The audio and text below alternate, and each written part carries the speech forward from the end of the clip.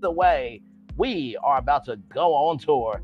Oh lordy, Lord, Lord. Oh man. Oh man. Hi everybody. So I want to address something from the top. You know, it is really despicable, sad, and a waste to me when you say one thing, but then your actions show different. And there is a content creator that is saying some untruths that are not true. And this person is a waste of space, they're a waste of thought, they are not desirable in any capacity. Um, Stormy's Gucci is actually more real than theirs. And finally, at the end of the day, their eyes are damaged from the hate that they see in themselves every day in the mirror when they wake up. Um, I genuinely do not believe in a world where we have to be hateful to be hateful.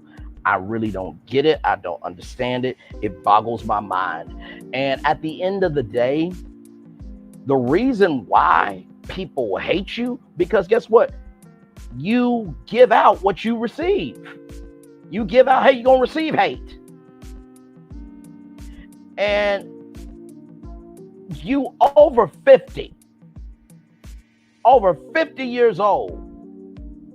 And let me tell you something. At the end of the day, your channel is not going to make it because you have nothing original. You only are making content because other people have called you out. And above all else, if we had to send somebody,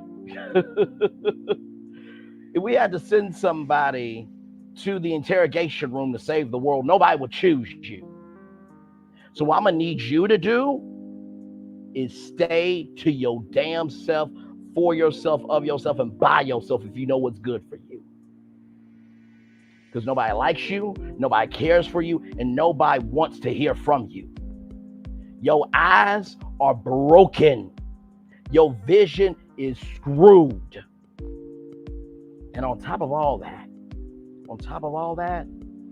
the only reason why you won't rise higher is because you project an angel, but you're really a devil.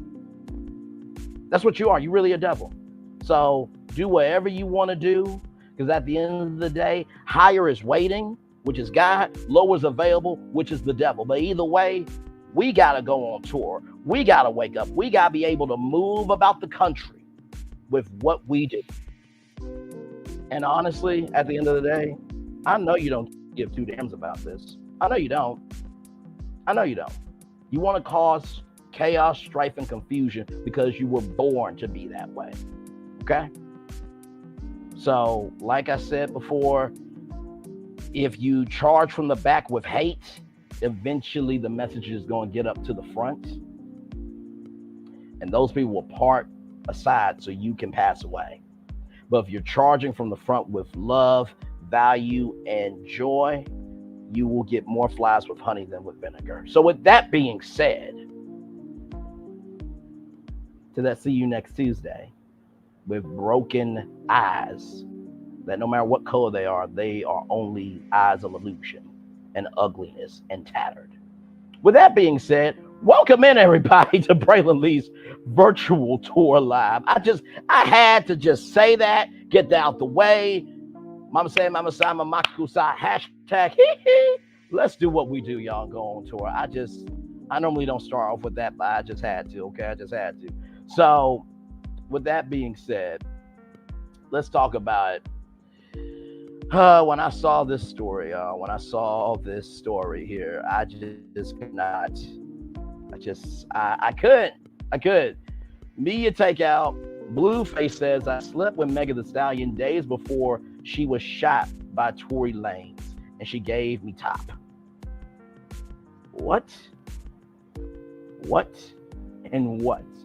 Let's keep reading, okay? Because I just, oh Lord, this is just, There's a very disturbing report being circulated online suggesting that Blueface is claiming to have carried on an intimate relationship with Megan Thee Stallion.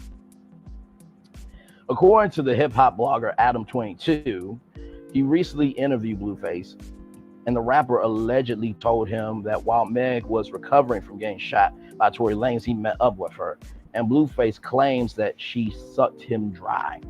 Look at Adam spilling the tea on his Instagram page. To confirm that Blueface is spreading this rumor, Chrisean Rock went on IG last night and claimed that during an interview with Jason Lee, Blueface said the same thing. Jason Lee, who is a proper journalist. So Portia Williams is a journalist, right? Tamar Braxton is an Emmy Award-winning journalist, right? But okay. Edited out Blueface's claim about Megan because he was not able to corroborate it. So this is what Chrisean had to say, okay? We talking about how you fuck Megan Thee Stallion. His baby mother should have popped the shit out of him in his mouth when he said he fucks such and such and such and such. Like that interview he did with her with the Jason Lee show is kind of crazy. I watched a little bit of it, and I'm just like disappointed because I see why I was fighting and always in jail. Yo, really be disrespecting people just for comments and likes and the viralness. That shit just disrespectful because it's like, damn, shorty really went back to you to prove that she fucked with you so heartily. And your bitch ass literally talking about how you fuck Megan Thee Stallion. You was that nigga back then. You still that nigga and nobody get enough credit. Why are you doing that in her interview with you? You was supposed to handle that, right, my nigga? You got. So I think y'all get the context, okay? This is just too much. What if what Blueface is saying is true? That brings Megan Thee Stallion's celebrity body count to a unusually high number. She's been romantically linked to more than a dozen athletes, rappers, and celebrities, and she's developed quite the reputation, unfairly a industry pass around. But we're not ready to take Blueface's word for it. Hopefully Megan will come forward and call him out on what he said. Now, personally, I don't think that's true. I just really don't think that's true. Blueface mama compared her behind to Blueface's girlfriend's behind. She compared her boyfriend's D to her son's D. And one of the sons said, Mom, the only thing you taught me how to do was eat cat. People are doing things for clicks, likes, and views that are going way too far, way out of hand, and just is doing the most. It's doing the most. Is doing the most. And I sincerely do not understand how we have gone to a world where it's really sincerely about being more liked than respected. Likes, comments, shares, subscribes, what have you, does not make you who you are. And we live in such a microwave society of we need it now. Just because you can make a hot pocket in the microwave doesn't mean that that is how life works. And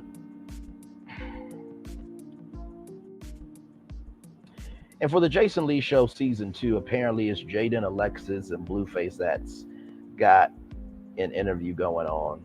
And I'm just like, there was a point in time where Entertainment Tonight, like the legendary Mary Hart, interviewed all the big celebrities, Denzel Washington, Ben Affleck, Leonardo DiCaprio, Stephen Carell. Like,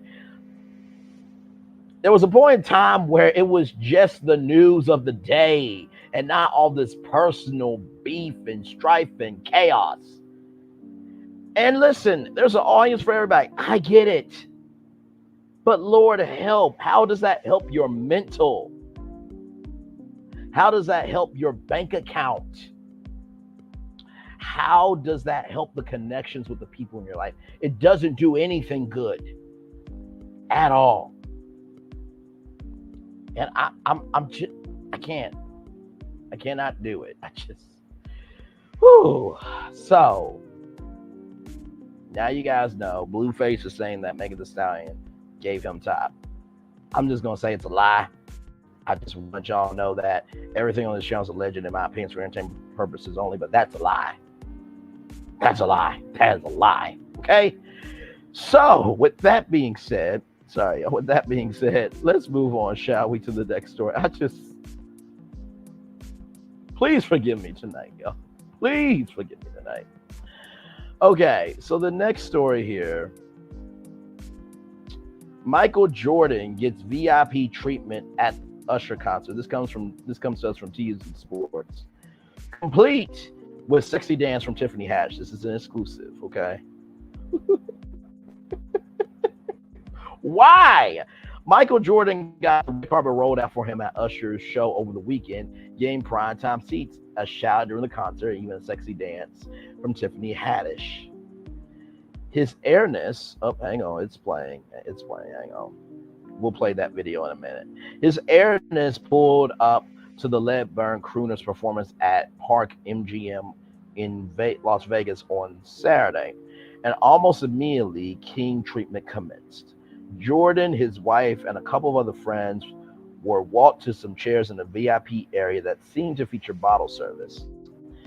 Then, as Usher was singing, Haddish cruised over to Jordan's group to give the NBA legend a show of her own, gyrating in front of the former Chicago Bulls star while he clapped and laughed. Now, I'm just going to let y'all know something. To be that far out the game and have all those people standing and applauding you, that goes to show you that your legacy is bigger than just the game. And I got nothing but respect to Michael Jordan. He didn't have to stand up and recognize all those people. He did not. Usher himself then made sure Jordan felt special in the audience, pausing his whole act to acknowledge that the Hooper was in attendance. "We love you, Mike," he screamed as everyone went crazy. Of course, the conduct towards Michael Jordan should surprise anyone. After all, he is the NBA's GOAT, greatest of all time, and he and Usher are longtime pals. In fact, they famously collaborated to make an ultra-rare version of one of Jordan's signature shoes back in 2014, the kicks that Usher actually broke out during Saturday's show. Now, these are some nice shoes. I would get these. I'm not about brands, but I would get this, okay? I'm putting them on because I want to be like Mike, Usher said. The fun evening comes just a few days after it was revealed that Jordan is now one of the 400 richest people in America, proving yet again that Michael Jordan doesn't lose. So we're going to play the video, okay? We're going to play the video, all right? So let me get this together, okay? I don't know. And look, I'm seeing this for the first time with all of you, okay? So we're going to see it all together live, okay? We're ready? Let's get in.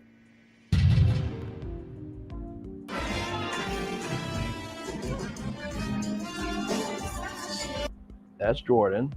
So I got to pause it in between now because I don't want to get copyright, okay? So.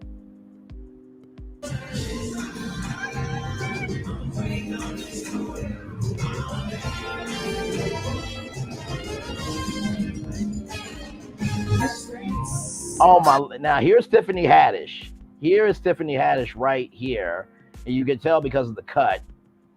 But it looks like she's leaning into Michael Jordan's ear.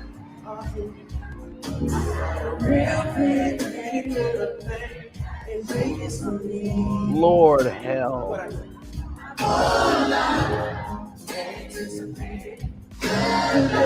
And just, I think that's the wife. I think that's the wife. Tiff, are you by chance? Like, nothing but love to the LGBTQIA plus community, but like, you pulled up his wife? I think that's the wife. Let's keep playing.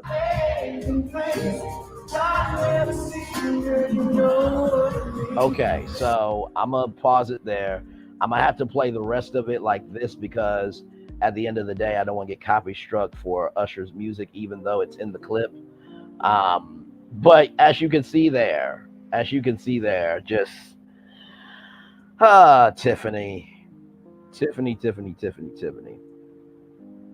Oh, hang on. I think this might be the part where I think this is the part where Usher might say "We love you, Mike." So let's see. Is it this? Are those what I think they are?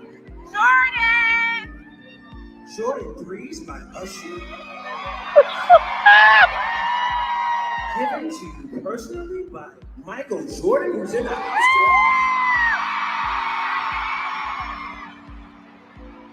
Get on your feet. Man, listen. Well done, sir. Well done.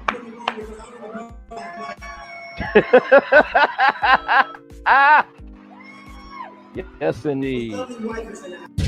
So I'm going to do the clip again because the thing about YouTube, right, is that when you are playing a video, you know, you can get copyrighted from the music label. So I'm going to play it again with Tiffany Haddish here, so that way you guys can see what's going on. But yeah, this is just.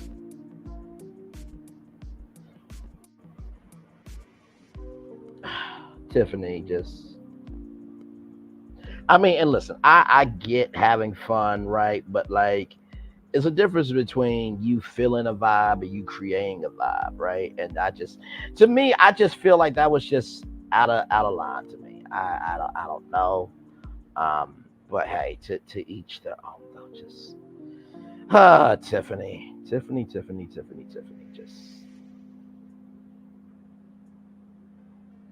okay. So with that being said, let's roll on as we are going through this tour here. Cardi B is in the news, and this is what she is saying. This comes to us from Black Enterprise.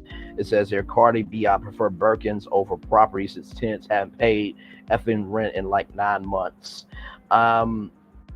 If you leave it up to Cardi B, she prefers Birkin bags for gifts rather than a property filled with tenants who don't pay their rent. The Bodak Yellow rapper recently celebrated her 31st birthday with her husband Offset and was gifted a Birkin bag. The luxury items range in price from $10,000 to $40,000 are the preferred gift of choice for Cardi compared to a rental property that comes with stress. During a recent Instagram live session, the Bronx native vented her frustrations with being a landlord. All right, y'all. So I don't know what we're about to see, but here it is. Let's play it. So my aunt room, the lights start coming out, and then sometimes the lights start coming out in certain parts of the living room. So it's like, okay, we have a light problem. So the builders built the lighting in codes, like it is built perfectly in codes. However, there's a lot of people that stay in my house, and we use a lot of electricity. So now we have to build new circuits, whatever the fuck you call that shit, around the house. So I had to break down walls. Guess how much that cost me? And I couldn't blame the builders because they built the lighting in codes. Guess how much that cost me? Bitch, 40 bandos. 40 bandos. So I'm in the house already 2 months. 40 bands just on lighting. Because you know I have a studio, I have this, I have that. My house be crazy. The lights be on, bitch. 40 bandos just on. So I can't play the whole thing. But y'all hear basically what she is saying, right? So it says here, and sometimes we be so busy, and our house managers, they be so busy that we like, you know what, we don't have to even effing take them to court because we just be so effing tired. Like, we don't even have time for that because we be doing so much ish. The I Like It rapper used the experience to explain why she prefers more lavish gifts than investment property, since handbags don't disappoint. People be like, oh, get property. Let's not even talk about the Dominican Republic Airbnb that this Negro bought me, Cardi said. Cardi shared her Offset's plans to invest in property in Los Angeles and Miami since they're tired of renting, but that's no walk in the park either. Offset to Cardi with a rental property in the Dominican Republic for her 29th birthday. The Dominican and Trinidadian rapper shared her excitement for the gift after for the gift after telling her husband her desire to own property in the country. I just can't believe this with the crying emoji. This was so amazing to me. She wrote in her caption. For one, I'm so happy that you were actually really listening to me and not just smiling and nodding your head so I can stop talking to you about it. It's nice to see Cardi with this relatability, right? Because that happens in couples a lot, right? So, if you are a husband, your wife is always like, yes, dear, sure. Oh, wow, I didn't know that. So that was nice to actually, that was nice to actually see. Two, you don't think my investment ideas are whack. And three, I love that you asked my dad to work with you on this. So I think this is that's the rental property.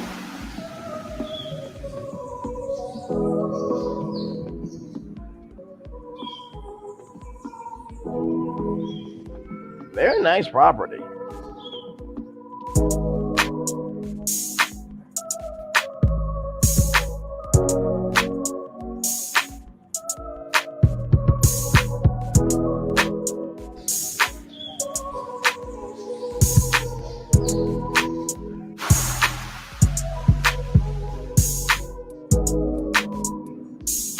I mean, man, listen, that is a stunner, man. I wouldn't mind staying there. That looks very nice. I think it's just the outside, if I'm not mistaken. I don't think it's on the inside. That's the pool. Oh, wait a minute. Hang on. Oh, man, it didn't. Okay, that's the. Oh, wow. Dude, this is baller. I'm gonna have to play it again because I didn't see how many bedrooms and bathrooms it had. But wow, I mean, ooh, listen. Talk about drinking water and minding your own business. You hear me?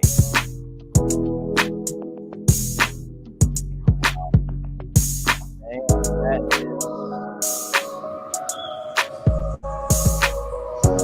that was nice offset. That was very nice. Okay. Hang on, I'm gonna play it. I'm gonna play it again because we didn't see how many bedrooms. Well, y'all saw how many bedrooms it was. I did. But this is just really, really a nice property. I would stay here. This would be my vacation home. It really, really would. Oh my Lord Jesus, man, oh man. I just whoo Lord. Lord.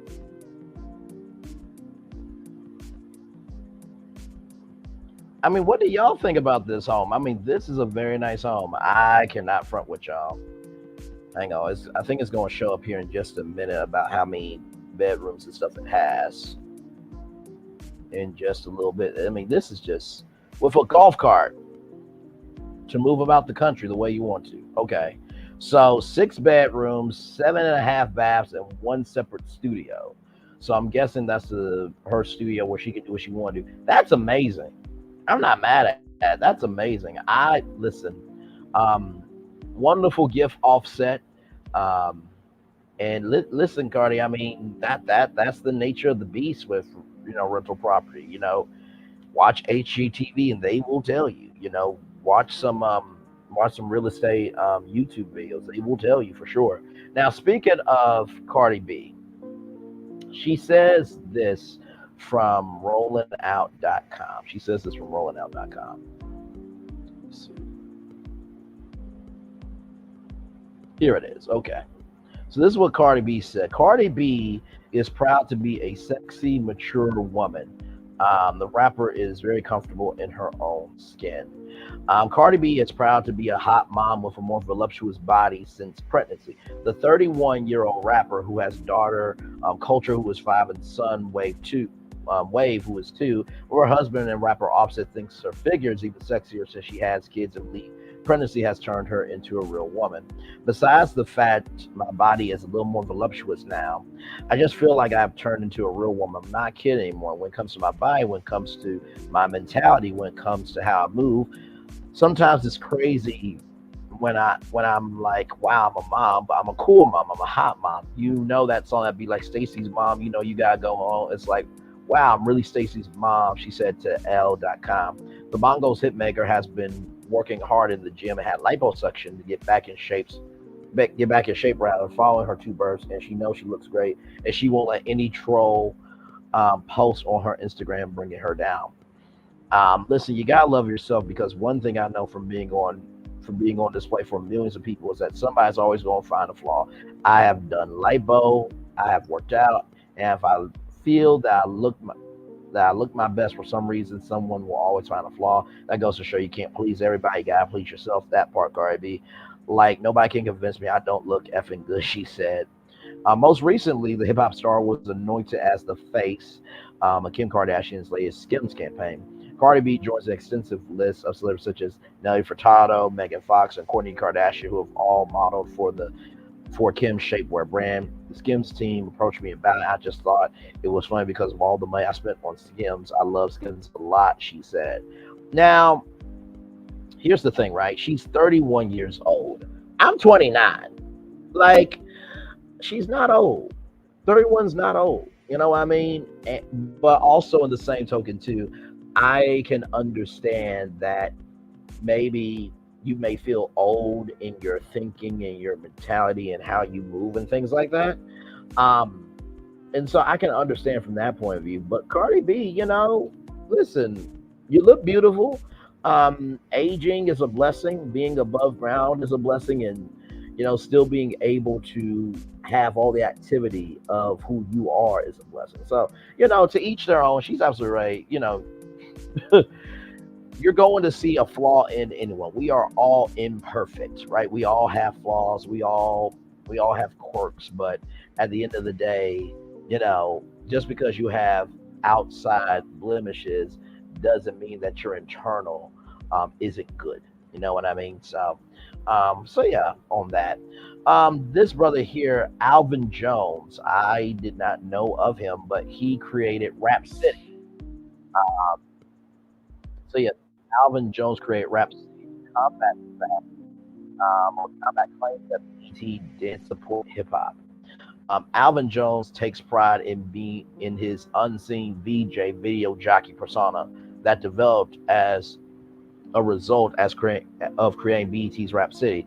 He was recently honored at the BET Hip Hop Awards for his game changing work for the network when he joined way back in 1984. Hip hop was only just getting started at the time and had little visibility on the budding cable network. We would take the rap videos and just stick them into video vibrations. Jones told Anscape. Anscape is a platform from ESPN, but now it's owned by Disney. And Anscape is just a black blog from Disney. And in the beginning, there were not enough videos to do a 2-hour show. After a visit to New York City, where he attended a new music seminar, Jones came up with the idea for a rap week on BET where the channel would only play music videos from rap artists. I will tell you what I'm going to do. I'm going to play some rap videos. I'll do a whole week. If it ain't a commercial, it's a rap video. Boom. Jones recalled telling Hank Shockley, founding member of rap group Public Enemy. After launching Rap Week ahead of Labor Day when kids were still at home and not in school, the program ended up being the highest rated show in the history of BET, he said. They decided to give the program another run during the holidays, and it continued to garner more success with the network. Eventually, Rap Week turned into Rap City, and the rest is history. Now Jones looks back on the show's longevity compared to MTV's Yo MTV Raps and credits hosts like Chris Thomas and Big Tigger for aiding in its success. The show wasn't stale, it evolved, Jones said.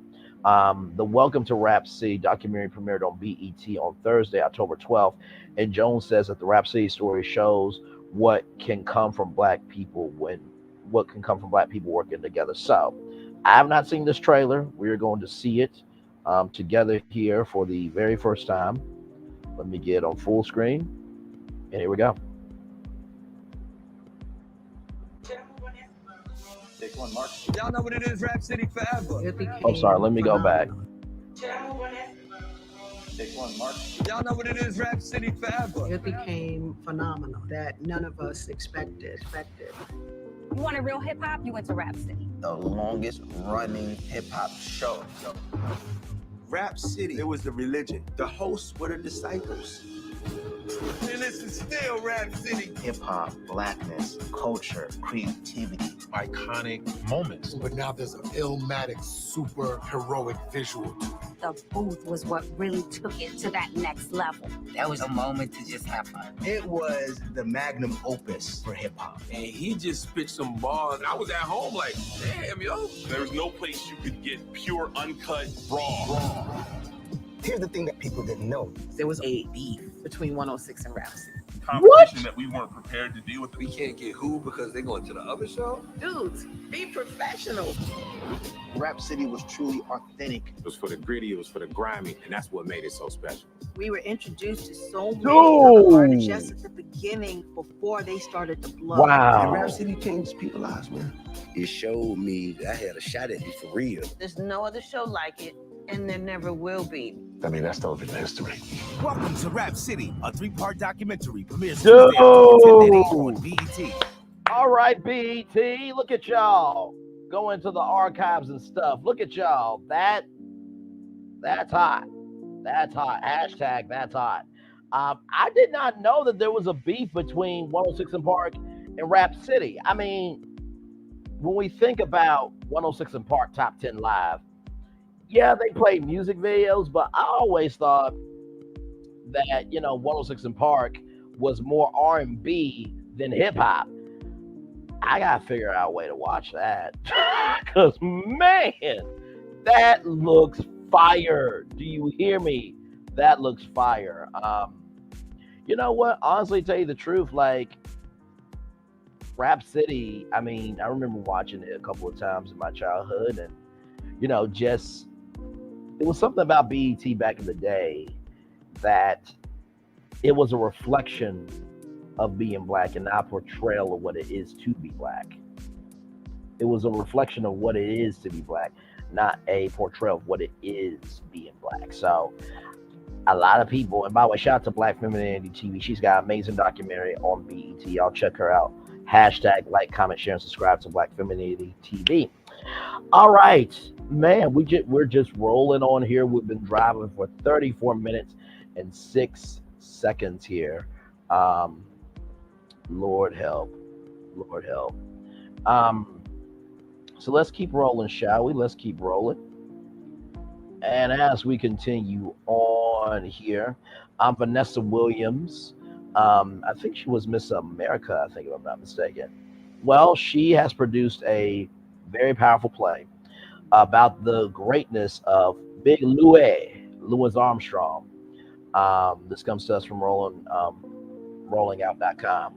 And so it says here, an exclusive interview with Rolling Out, Vanessa Williams opens up about her pivotal role as a producer in the captivating stage play, A Wonderful World. Williams shares insight into the challenges and triumphs of producing, offering a behind-the-scenes look at the magic that brings A Wonderful World to life. What made you join this project as a producer? I was intrigued by the story that was told by the women, the four wives, or told by the women, the four wives that Louis had. I wanted to be a part of the creative process. Raising money, of course, is what producers have to do. But also being the black producer on the team, where if there's an issue, if there's something that needs to be done, they know they got soulmates. They know they got somebody who will be their voice to get their needs taken care of. What elements of the play do you believe are most important in capturing the essence of Louis Armstrong's legacy? There are so many there are overwhelming aspects of getting his enormous life on stage. I know they're gonna fall in love with James Eaglehart, because not only does he embody Louis, he has the voice and the charisma, but he tells the story of a man who was an incredible genius, but also the depths that he had to endure as a black man in the business. Talk about the approach of the story, how it speaks to resilience. We touched upon the reality of his life, and there are a couple of moments that we don't shy away from. And that too, we talk about Lincoln Perry, who created Step and Fidget. It's a dance, which is a trigger for many of us who are African American, because the images that he created give us pause. In our show, we have a chance to talk about how Lincoln talked about how he created it, how he owned it, how he amassed a fortune, and who he really was. You see Lewis say, "Well, this is my smile. I'm not putting that on. This is how I smile because I made a fortune off of that smile." We always say you have to be twice as good, but back then you had to be 4 times as good. There was no stepping stone. There was no extra step to get someplace. You had to take every step every day. You had to make your own way. We had to show that through different African American legends in our show. These people had to go through it to get to where they are. Lewis was able to be talented enough, savvy enough, smart enough, but also lucky enough to be the one to come out on the other side looking as good as he did. A Wonderful World is running through October 29th at the Cadillac Palace Theater in Chicago. You can buy tickets here. I think this is a preview here.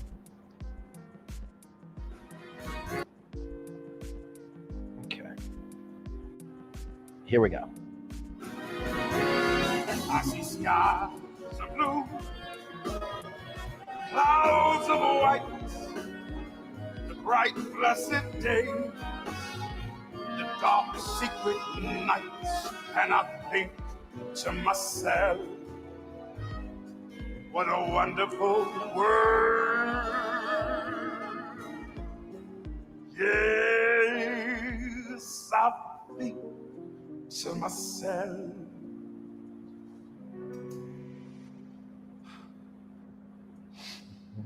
what a wonderful world.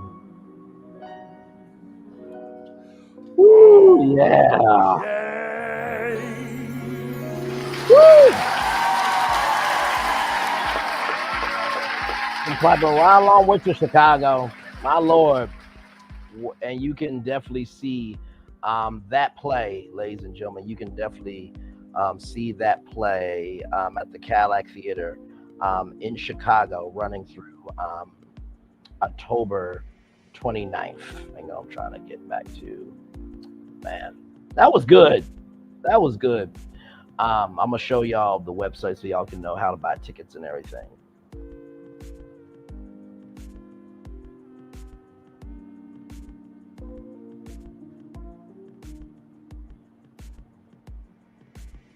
So here it is here.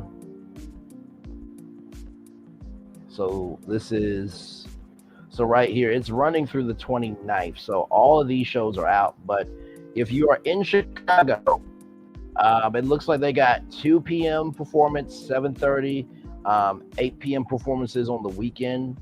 But yes, y'all go, please see that. If I was in Chicago, I would definitely go see it. A wonderful play, it looks like. And that song, and I think to myself, what a wonderful world. Going to read this here. It says here on October, and this comes to us from rollout.com, on October 12th, 2023, a night filled with the sweet sounds of jazz and the magic of storytelling, the Cadillac Palace Theater in Chicago played host to A Wonderful World, a production that masterfully interwove history, music, and captivating performances. At the heart of this theatrical marvel was James Monroe Eaglehart, whose portrayal of Louis Armstrong was masterful, capturing not only the iconic musician's raspy voice and infectious charisma, but also his heart and soul. From the first trumpet notes to the final poignant points, Englehart carried the audience on a journey through the life of a musical genius. Eaglehart's vocal prowess was nothing short of astounding. His rendition of Armstrong's classics were filled with a depth of emotion that resonated throughout the theater, whether belting out an exuberant "What a Wonderful World" or crooning a soulful ballad. Englehart demonstrated a rare ability to connect with the audience on a profound level, as if Louis Armstrong himself had taken the stage. The production's unique perspective added an extra layer of intrigue.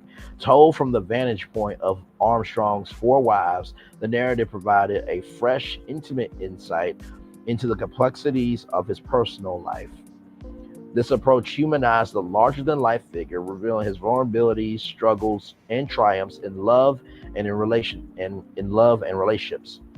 This It was a masterstroke, allowing the audience to see the man behind the legend. The supporting cast was equally praiseworthy, seamlessly weaving together the threads of Armstrong's story. Each wife brought a distinct perspective and dynamic to the narrative, contributing to such a rich tapestry of emotions. The chemistry between Englehart and the ensemble was electric, elevating the authenticity of relationships portrayed on the stage. The music, a tribute to Armstrong's enduring legacy, was a character in its own right. The carefully curated selection of songs showcased the breadth and depth of his influence on American music, from the lively rhythms of Dixieland jazz to the soulful strains of blues. Each note reverberated with a profound sense of history and artistry. The set design and staging were a visual feast, seamlessly transitioning between eras and settings. From the smoky clubs of New Orleans, Le Baton Rouge, that the good times roll, baby, to the grand stages of international fame, the production transported the audience through time and place. The line design, too, played a crucial role in creating atmosphere, enhancing the emotional impact of key moments. Wonderful Life at the Cadillac Palace Theater was a triumph of storytelling and musical artistry. James Monroe Englehart embodies the jazz legend with mesmerizing authenticity in a performance that transcends time and space. This production stands as a fitting tribute to Louis Armstrong's enduring impact on the world of music and culture. What a lovely review. I'm getting even goosebumps, reading it to y'all.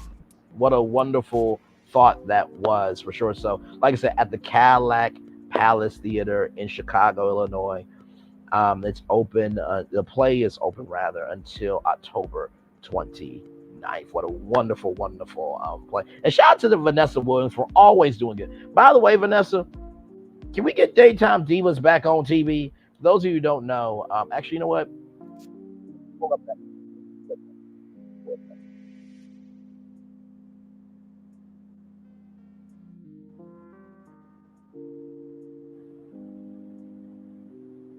Let me pull up that clip real quick here.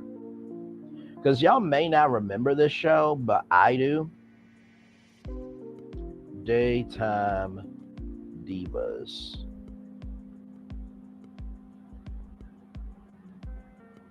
Okay. So hopefully, because the show is not on TV anymore, we'll be okay. All right. Hopefully, we'll be good.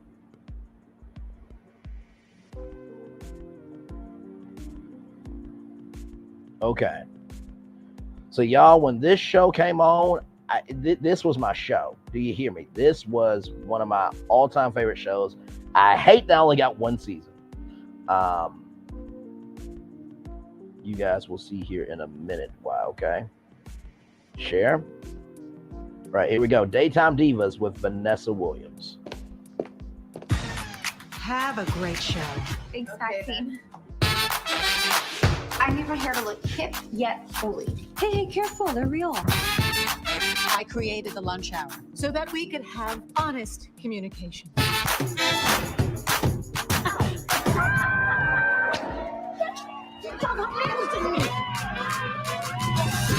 Co-hosts come and go.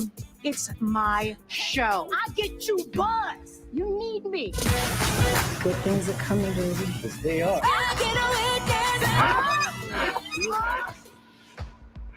Mo fornicating in my chair. I know you. You were on that show. And then you went to rehab and things got VV dark for a sec. Why is everyone so annoying? A bitch! It's hot! Move it! I have a Pulitzer. Oh, I forgot. Yeah, you haven't mentioned it in 30 minutes. You're a conservative Republican with all the wrong values. And the moral compass of the show. Yep, that was real. It's high heels at high noon. Well, well, well.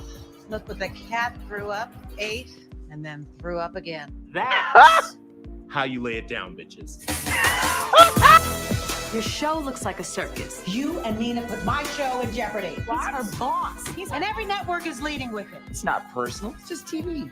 What do you think? I'm trying to step on your toes or something? No, of You're course. very white. We really don't overlap. Your shelf life on the show is way past its expiration date. I don't know who you think you're playing with. Watch me explode. Come on, move. I tell you what, that was my show. Missed it.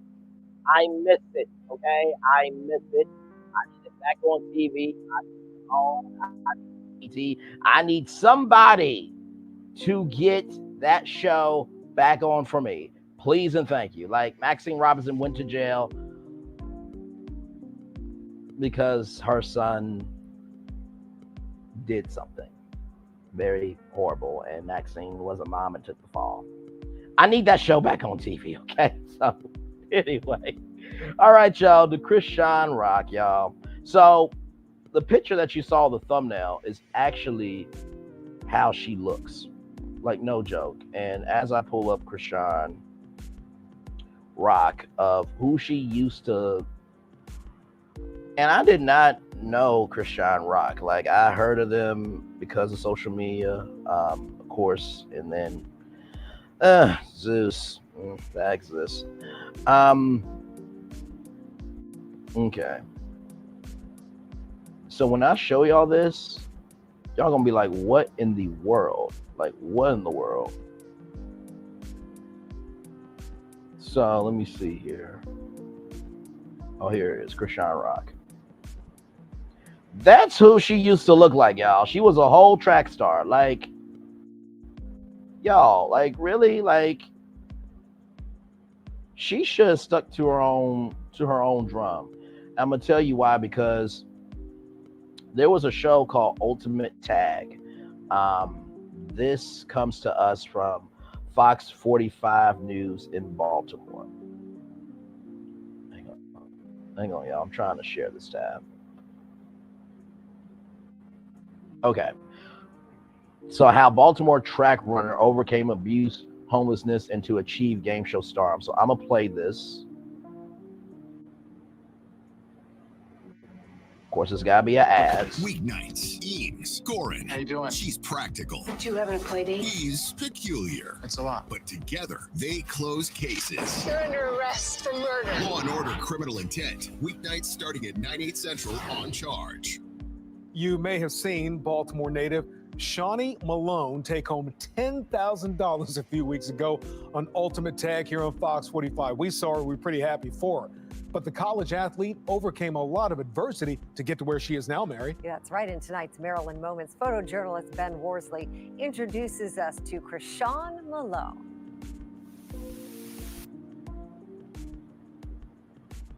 If it's lagging, y'all, give it a moment. Tonight on Ultimate Tag. Please welcome Chrisean Shawnee Malone. Our nation. Dynamite. Why? Hold around. Oh, slow. 3, 2, 1.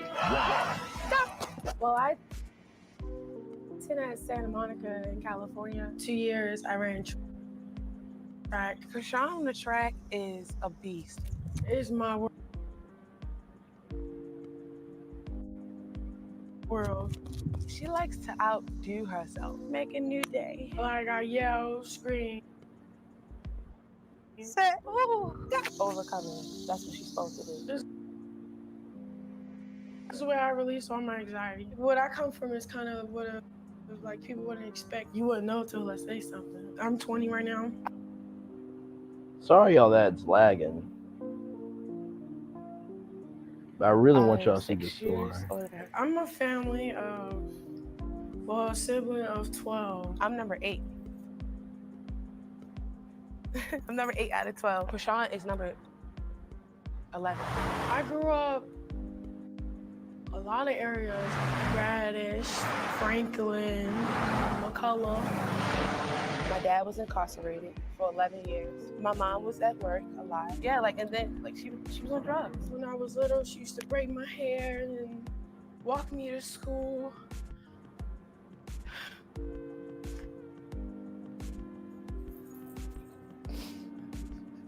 She used to braid my hair and walk me to school and things like that.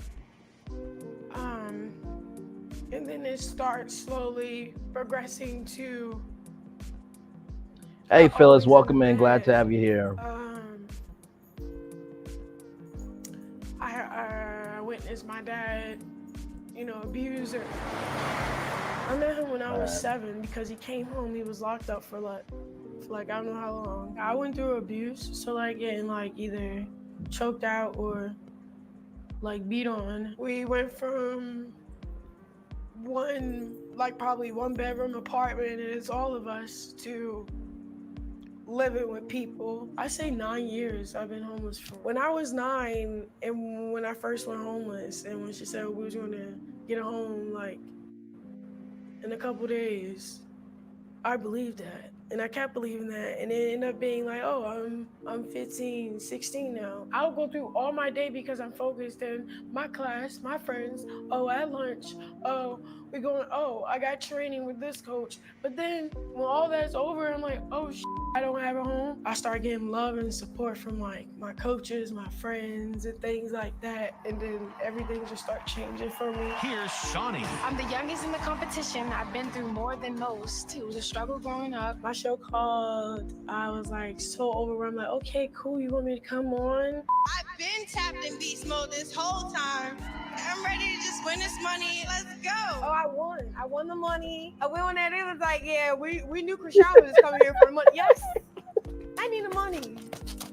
It's not a sad story. It's a motivation story. For her to still be up on top. Hey, I'm right here. Right. That shows you that she is a warrior. As a young, black, beautiful woman, I am a survivor. She's a champion. Period. Just breathe. Since I didn't have the childhood I should have, then I can have the future that I deserve.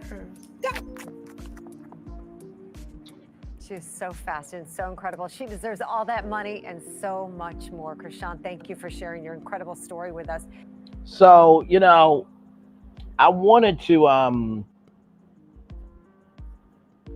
sorry, y'all. I wanted to show y'all that story because I had no idea that she was a track star. I remember Ultimate Tag. It was like a 1-season thing. And I didn't know she went on the show and she won. And so to go from national television, overcoming all those obstacles, to being with that piece of sugar honey iced tea, she should stay by herself. But I bring that story up to let you guys know about this story, okay? Give me a moment. Give me a moment. Give me a moment. Let's see here. So there's a new song from Chrisean Rock and Lil Malibu dissing Blueface and Wack 100 in a new song. This comes to us from RollingOut.com. If it wasn't clear before today, Chrisean and Blueface have moved on from each other. Perhaps the new diss single by Rock and Lil Malibu will confirm it. Rock and Malibu just dropped a track accompanying a video called Mr. Take Your B, where Rock slams the father of her infant child and Malibu throws shade at Repped manager Wack 100. Yes, the song is very busy, so I'm just going to pre-warn y'all now. Blue has since returned to the mother of his first 2 children, Jaden and Alexis, while Rock claims in a cryptic post that she has connected with a mystery man. Some of the bars of Mr. Take Your B that Rock spits on Wax goes like this: F Blueface, I had to find a new bae. Yeah, all right with my new boo. F what you say, F what you say. I might put his face because he want a taste of y'all. I told y'all it was. I told y'all from the article. It said it was busy. It says I might put in his face because he want to taste this. That newborn pea make my water break. Ha! Oh, he think this broke is my. Oh, I think he. Oh, he think this broke is my blanking water. Gave birth to my kid, but I hate his father. Meanwhile, Wack got wind of the diss track. He previously vowed to retaliate with receipts of Rock shenanigans if she ever puts his name in his mouth again. even though it was Milder who actually threw shade at him at the song. The drama between Wack and Rock, who had professed their disdain for each other years ago, intensified when Blue claimed his newborn son, Chrisean Jr., had a hernia and needed surgery. Wack chimed in with giving his perspective on the situation that irked Rock. Later, she clapped back by calling Wack gay. Then Wack fired off a stern warning to Rock. Chrisean, say my name one more time. I'll let the world know I never blanked with you. Apparently, Rock wasn't scared. She collaborated on the new Scorching song where Wack is being disrespected. So consequently, Wack reportedly shared with DJ Academic's Instagram messages where Rock was plotting to set up Blueface for a robbery while he was in Baltimore. She allegedly said this about Blue: his baby mama, the reason why my tooth gone for real. In other messages, Wack claimed that Rock wrote about Blueface. He claims that he's the person that Rock was secretly speaking with when asked, you know where he be at, and instructed her to send that drop of his crib. I needs that. It remains to see where this escalate beef will with Rock and Wack will go. Y'all, higher is waiting, low is available, but either way, we gotta go on tour. Like, it's not worth it. Like, his name is Wack 100. Why are you talking to somebody that's Wack? You are Ultimate Tag Champion. Wack wouldn't be able to move from the starting line in Ultimate Tag. Like, Jesus Christ. Some people are just toxic, and you got to just, distance yourself from just eat.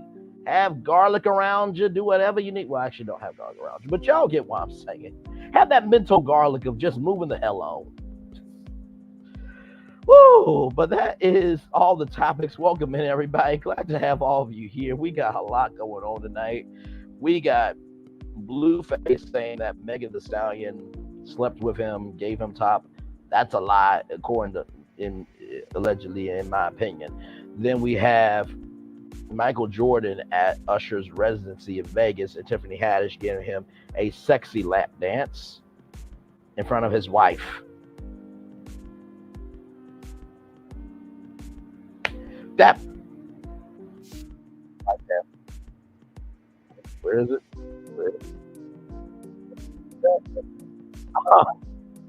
But Lord help. So Tiffany Haddish did a lap dance in front of Michael Jordan and his wife.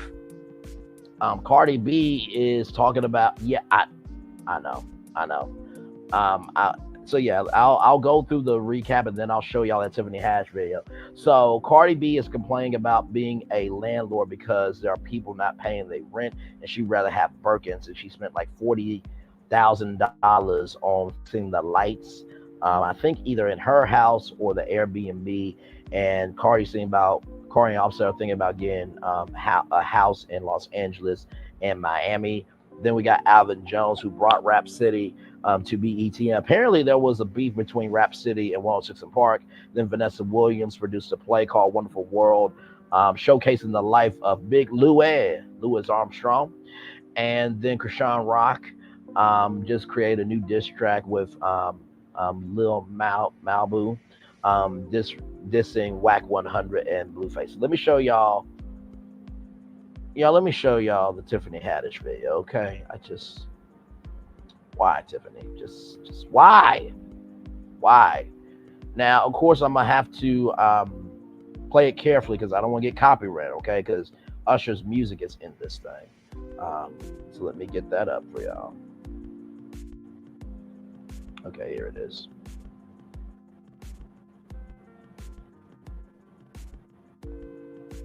Nope, don't want that. Okay. All right, so let me do this. Let me refresh it. All right. This video is going to come up here in a minute.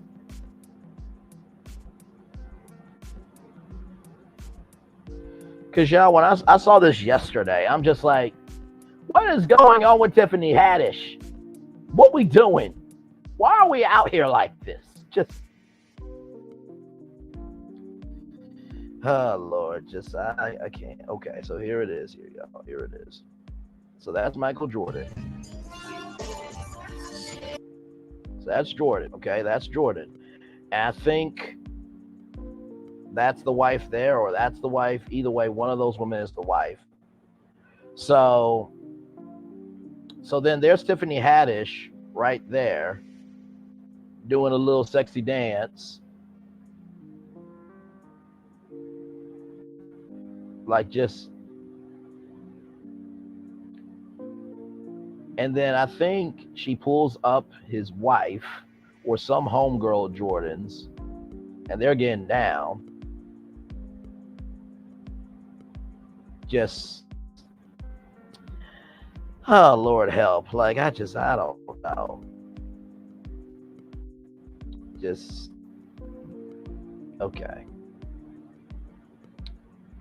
And then Usher's about to come up and give some love. Okay, here it is. Here we go. Are those what I think they are? Jordan! Jordan 3s by Usher. Given to you personally by Michael Jordan, who's in our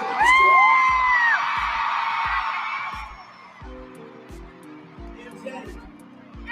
Get on your feet. I mean, to stand up and get all that love, man.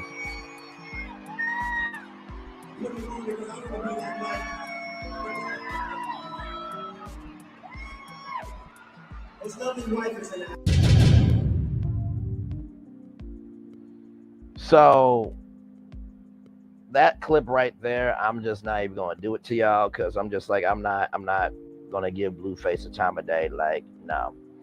And listen, she may need to be evaluated because I'm just like, you don't do a sexy dance in front of a married man and his wife is right there. What? What? I don't get it. I don't get it at all. Like if she said that Shakira showed her love at the VMAs, like, because last time she was at the VMAs, you know, Meek Mill trying to, you know, get at her and all that type of stuff. Sorry, y'all, I'm just looking at something. This is just, it basically, that's what it is. It's disrespectful.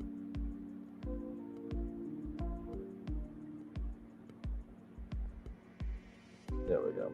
No, that's what it is. It's definitely disrespectful. Like, I don't get where decorum, class, and care has left the building. I sincerely don't get that.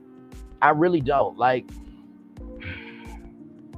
it seems like now with celebrity, you gotta be in a relationship to be famous. You gotta do the most to be famous. You gotta be hateful. You gotta do this and all around the way. Just to exist. Like, can somebody explain that to me?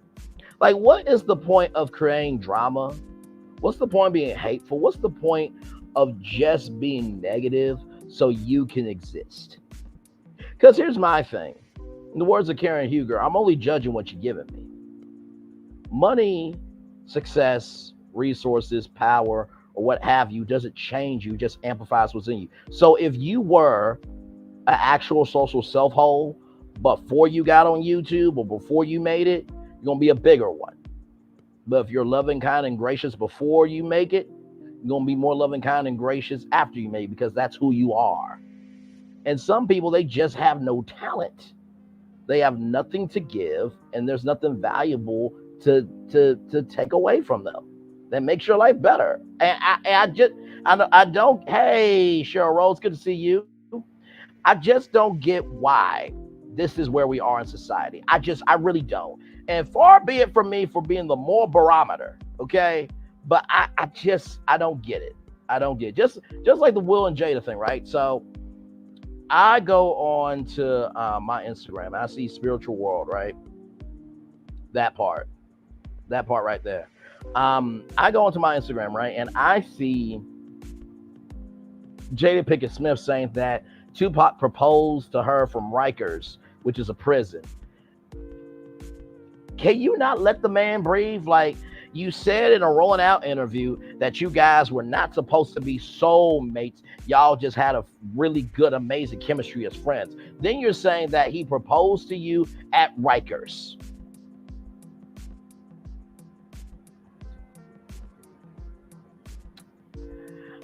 I'm going to just say this. I'm going to say this very respectfully. I think Tupac had a lot more choices than Jada Pinkett Smith. If you were the choice, he would have chose you as his choice. What we doing here? Hey, Revelation, welcome in. Good to see you.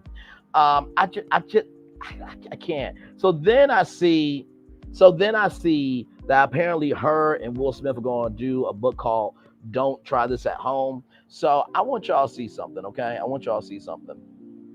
So I went on to ATLian, and I gave my take on what I truly thought about all this. So I'm going to show y'all what I said, and y'all let me know what y'all think. And I was very real with ATLian and Josh. And by the way, much love to ATLian as well. So let me get to my part here. And y'all will see my part here in just a minute. Because, man, let me tell you something. Ooh, this was something. Just give me a moment. By the way, I hope you guys are having a wonderful, wonderful night on a Wednesday night. And from the bottom of my heart, the depths of my soul, the foundation of my being, I appreciate each and every one of you for being here. Y'all just don't know. Like I said, YouTube has given me the most social anxiety, but nothing that ever comes easy is worth something. You know what I mean? So I appreciate you. I love you. I value, I embrace you all. And I really do mean that. I hope y'all feel that from me, because I know I'm feeling it from y'all. Okay, let me get my thing here. Let me get my thing here. So this is what I said to ATLian. Okay, so let me get this here. Y'all ready? Here we go. We got Braylon Lee. Hey, how's it going? First of all, huge fan of you. And Josh, I'm with you, brother. Like, at this point, like, what else do y'all need to do? Y'all been separated for 7 damn years. Really? And listen, far be it from me to tell a black woman what to do, because Lord Jesus, when we do that, we are castrated to a hell that we can't come back from. But in the same token, though, like, is there anything else that you can do? Like, don't y'all own Westbrook? Like, Bel Air is on Peacock. If anything, like, make a drama series on Peacock. Like, I can't keep saying the moves that you should be making, not having your money. Like, come. But it's a memoir. Shouldn't she be allowed to tell her story, whatever that is? I mean, once again, people write memoirs all the time and tell y'all about their family and the dysfunction in it and all of that. Why is it now? I'm not disagreeing with you on that. I think at this point, the memoir has been ran on social media for several years. But she's telling the truth of it. Y'all been the truth. Well, maybe, I don't know. Or she just bumping her damn gum. What I'm saying, like, y'all have put this story out there, so now it's time for her, in her mind, possibly, to give the truth, the true story. I don't know. Not a good look for her, and it's not a good look for the family. If people have to take a second guess at how your family might feel about this, it cannot possibly be good for the family. Yeah. And honestly, too, you know, Tyler Perry wrote a book called Higher is Waiting, right? Great inspirational book. This is the thing. People are about evolution. And to me, it seems like that there's more to Jada than just her life. Because there was a point in time where Whitney Houston was Whitney Houston. And by the way, let's not forget Keith David and Morris Chestnut. I meant to say Greenfield, but y'all know what it is. Morris Chestnut was on Rosewood, which I'm still pissed off about. Fox just a whole lot of them. But besides that, though, I think at the end of the day, it's just like with you, ATLian. You covered Housewives, right? But you have evolved into this platform where you could talk about anything. So when you know there's more in you, do more. I'm not saying that she has no right to write the book or not. Hell, listen, I'm just trying to barely make it together with my damn mental health.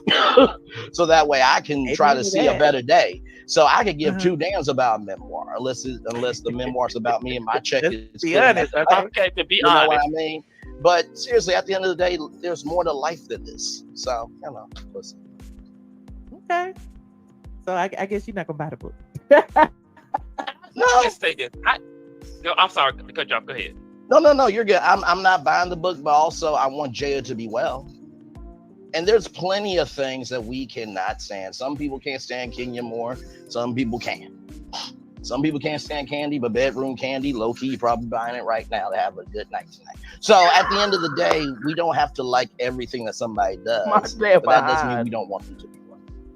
That's true. Go ahead. Go ahead, Josh. I thought you had something to say. Go ahead. I think because we had so few Hollywood couples that was a black man married to a black woman in the heyday of Will and Jada, we definitely looked at them as couple goals. We had respect for them. Different sectors respected them. They were a distinguished couple. And I feel like since the Red Table Talk, she's taken brick by brick. And I'm not saying because Will didn't have a Red Table Talk. That's why more people are looking at Jada. She's taken brick by brick and crumbled what they sold to us.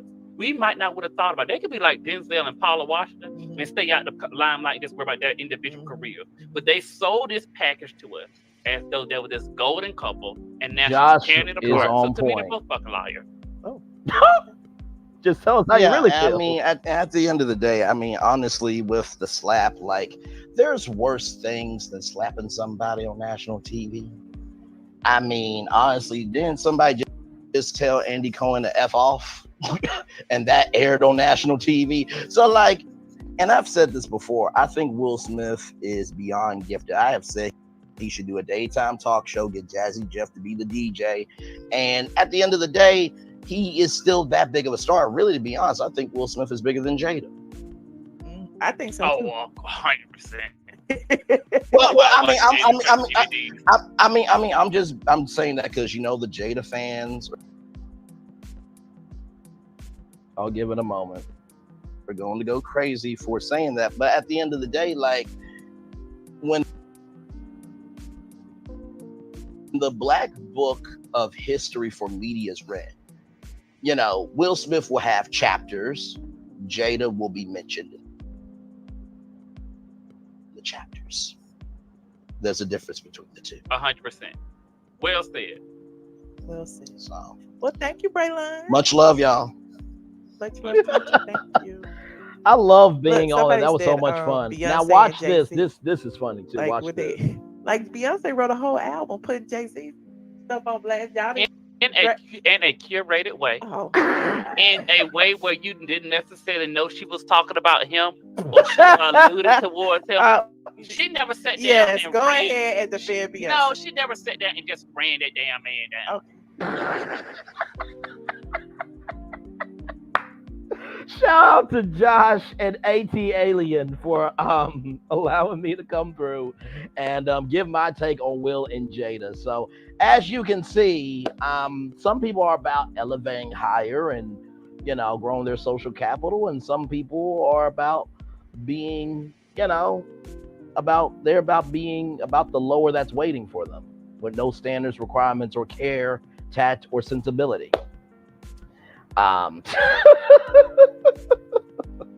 And some of y'all know who the ones I'm talking about. So listen, but welcome in, everybody. Glad to have y'all here. I'm gonna drop the link if you want to come up. Okay, so trust me, there is no judgment here. Thank you very much. Listen, did you see AT Alien? Like I gave her a run for her money. Okay, and hashtag, I think I was the best comment of the night, if I do say so myself. Because here's the thing, right? At the end of the day, the LOL Josh for sure. Cheryl Rhodes, thank you so much. And right there, you see what I mean? When it comes to this, some people are on the playground. Some people make the playground. I'm going to say that one more time. Hashtag, some people play on the playground. Some people create the playground.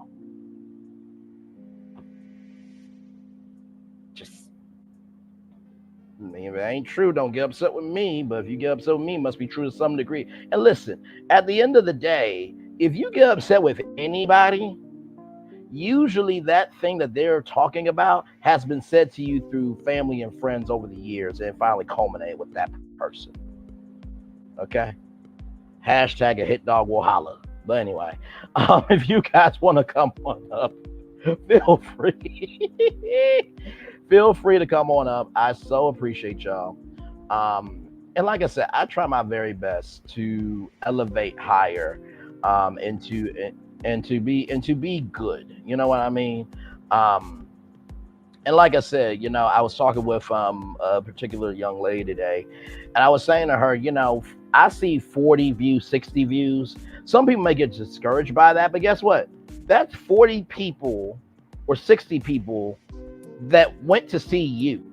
That's a big deal. Don't worry about the size of the quantity.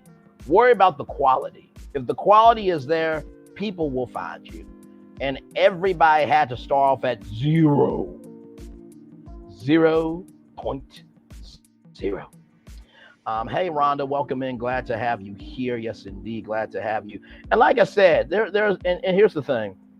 If you got to create drama, toxicity, triflingness, heathenness, and just downright tatteredness for you to exist, you didn't have a life in the first place.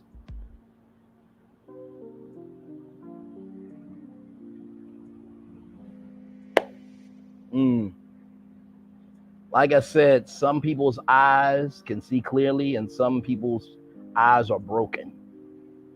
Always remember, just because something looks pretty from afar, when you look at it up close, it might be an illusion, no matter what color your eyes are. Okay? Okay. Whew, Lord Jesus. Y'all help me, pray for me. Jesus, hashtag be a fence all around me every day. Quantity over quality, absolutely. Absolutely. Quantity over quality, absolutely. Quality over quantity, yes, absolutely. And they will come, absolutely. And you know, I think what I do on YouTube, like I said, what I do on YouTube is not really changing the world, right? Doctors, one wrong thing that they cut and you're gone. Lawyers, they try their best to defend the innocent. Soldiers who are over in Iraq right now and other secret locations to protect us. They're over there doing that, so I can do this. Firefighters going into the line of fire where they could potentially die. Same with cops. And yes, I know that there are bad cops, but there's also good cops too. I don't believe in lumping in everybody. Teachers putting up with bad-tailed kids. Now, some bad-tailed kids are bad because they're just bad-tailed kids, but some kids are bad-tailed kids because the home is toxic. But what am I saying to y'all? All these other positions have more importance, more of an impact, and more of a necessary need than what I'm doing right now. That's real talk. Hey, Yolanda, welcome and glad to have you here. And I am not downplaying myself at all, but I will say this. I think what I provide to YouTube is something different, is something unique. I've never seen a virtual tour done on YouTube before in the style that I'm doing it. But bigger than that, I think the world needs soul. The world needs compassion. The world needs context. The world needs care. And the world needs somebody to take on the kryptonite of a culture that is hateful because it wants to be hateful. But on the other side of that kryptonite, it's a hateful culture because it's a broken culture. Now, I watched The Oval last night. No, I didn't see The Oval, but I did see an article that somebody passed away in The Oval. That show was very interesting because it's about an interracial couple. The young lady that played Wendy Williams, who did amazing, by the way, in that movie, she's on the show. Jeffrey from The Cosby Show, he worked at Trader Joe's, and Tyler Perry got him on there. Now, let me tell you something. That first lady could get it from me, okay? I'm just going to be real about it. But also the mistress, though, that the president has, I think that mistress is on Ruthless, too. Now, Ruthless, y'all, listen. I love some sex, baby. Let's talk about you and me, but I want to be alive to see it. That show will make you not want to be a part of any religion. I mean, it gets that deep. I mean, you know what, to tell you the truth, I'm not cheating on Jill. I'm not cheating on her. I'm just recognizing that there are other beautiful women in the world. You're not going to do this to me, Cheryl Rose. You're not going to do this to me. But, you know what? Honestly, tell you the truth, I'm going to tell y'all because a lot of people think that I like Jill Scott because of her curves. That's a given. Jill Scott reminds me of so many women back at home in Little Rock, Arkansas. Jill Scott reminds me of my mom and my sister and so many women that have impacted me in my life. She is in the world, but not of the world. Her music is her music. She doesn't care about the sales or the plays or whatever. You know, she was on the Arsenio Hall show and she said, you know, I'm not a single mother. I have a village. Her son, who's 13, who's a handsome brother, loves old school music. And, you know, she did a car line with Mahogany. She had a lingerie line. You know, she has her Blue Birds Foundation. She is the epitome of just because you made it doesn't mean you have to do everything that they say that you should do to show that you made it. And she stands 10 toes down in who she is. And I think if I was old enough and I had the privilege, I would definitely be in Hollywood right now, wifing her up. I would. And plus, not only that, like, her music is not a vibe, it's a soul tie. It's such a soul tie. Like, you know, the first time I heard going, I'm taking my own freedom, can't take it from me. I was born into it, it comes naturally. Like, just, she recognizes within herself that I can't change the whole world. I can only give my world as much as the world can take it, and whoever wants it, whoever doesn't want it, won. But I know that I was gifted to do this, not because I woke up and chose to do this, but because I do the work of my gift. And that is attractive to me. That's a whole turn on. You got my whole soul with that. So there's reasons why I love Jill Scott. So anyway, we can move on. We can move on. Here's the sad thing though. Well, it's not, actually, you know what? This is not sad. I actually DM'd Jill Scott after that whole microphone thing. I'm like, you didn't do nothing wrong. You're a full-grown woman. And hell, everybody, and listen, I'm decent. Don't gas my head up. I am very decent at what I do. I'm very decent. I host. That's all I do. But no, I mean, at the end of the day, everybody who was criticizing Jill Scott, guess what? You were going to go do that thing that she did on the microphone that night. So what?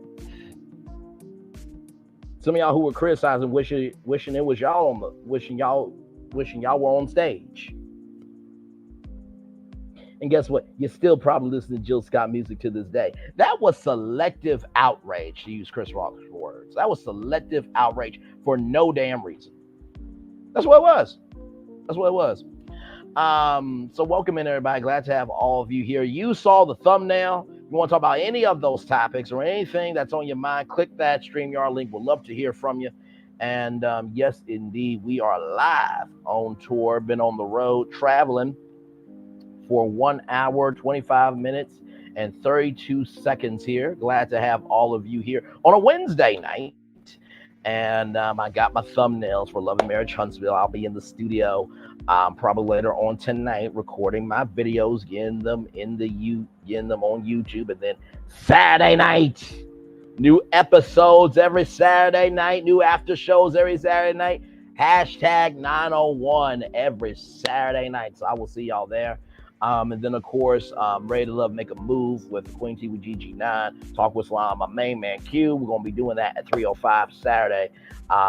And like I said, I genuinely love doing this show. Like, I was talking with God today, and I was saying to God that, you know, I just want something good to happen to me.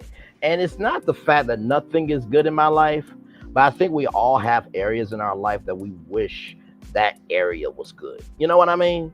And so I've been wanting to be in media for so long not recognizing that doing my own show was me being in media. Although I may not be seen by everybody, doesn't mean I'm not being seen. Let me say that one more time. Just because I'm not being seen by everybody doesn't mean I'm not being seen. You know what I mean? So I sincerely appreciate this show, appreciate y'all. And really, at the end of the day, I gotta thank the world, really, for producing great content for me to talk about. I mean, really. And in the words of Snoop Dogg, really, I would like to thank me for giving myself a shot. Had to address some things at the top of the show, had to take care of some business, because it needed to get taken care of respectfully and disrespectfully. So yeah, yes indeed. I want to thank all y'all for being here. Like I said, whatever y'all want to talk about, feel free. Like I said, Ruthless is, like you said, Cheryl Rose, Ruthless is so bad that it's so good. Absolutely. And all the Queens men too, and Sisters, man, that show Sisters is a whole thing. Crystal was a stylist for Tyler Perry, and Tyler Perry didn't know that she wanted to act, and she has taken off. And then the Zinga Amani, Jesus, that chocolate drop. I swear to God, I want to be Jill Scott's man. The new Why Did I Get Married? If I can't be Jill Scott's man, I just need the Zinga Amani to be her long lost daughter, and I'm just the dude in the neighborhood. Like, listen. And listen, you have not because you ask not. So let me tell you something. If Lizzo can put mustard on Oreos and eat them on TikTok and be cool, I can wish for things, okay? Oh, my Lord. Welcome into Brainley's Virtual Tour Live. We are live on the highways and byways of the possibilities of what can be. Absolutely. Real, genuine people. That's all it is, Yolanda Cameron. Absolutely. We are on the highways and byways, the roads and back roads of the possibilities of what can be. We have been on the roads for 1 hour, 28 minutes, and 53 seconds. 6 people in the building with me. Like, comment, share, and subscribe. If there's anything you want to talk about, feel free to put in the live chat. I am here with all of you. And yeah, we're here just chilling, having a good time, being in peace, not in pieces, giving love, not hate, and finally understanding that higher is waiting. We don't go to the lower that's available because we have better things to do. Do I watch the Power series? I did watch like the last season of Power. I really did like how they said who shot Ghost. That was crazy. That the son shot Ghost. Now, y'all didn't know, the show's been over for a long time, so y'all should have known. I do watch it, and I watched a bit of Power in the beginning with Book 2 Ghost, and I really love the style of Power because here's the thing. Power, I feel like, has a soul that Empire didn't have. Now, Empire had the soul of gangsta, but they layered it with music. And I felt like, how can I put this? I felt like Empire was Benadryl flavored. Nothing wrong with that. Benadryl will knock you out, and the show knocked me out every week. But with this show, Power feels like an antibiotic. That there's no flavoring to it. You just gotta take it for what it is. If you can't take it, you're gonna be sick. Not trying to be hashtag morbid, but it is what it is. Now I haven't seen the newest season. Now I do know that the person that Tariq wanted to love, she's still alive. I don't know if she's been shown yet. A lot of people was wondering what was happening to her. And can I just say Method Man is a GOAT? Can I just say that? Like, Method Man is laying it down, and Queen Mary J. Like, I need Mary J to say, Monet is back. Let's get it crump in it. That story, let's get percolate. In on that story. Again on time. About to hashtag lose your mind. Like, I need Mary J to just do the thing one time as Monet. I listen, like, even you could be watching a Mary J. Blige concert and, the dog can be like, yeah, that's, baby, there's no need to tell you.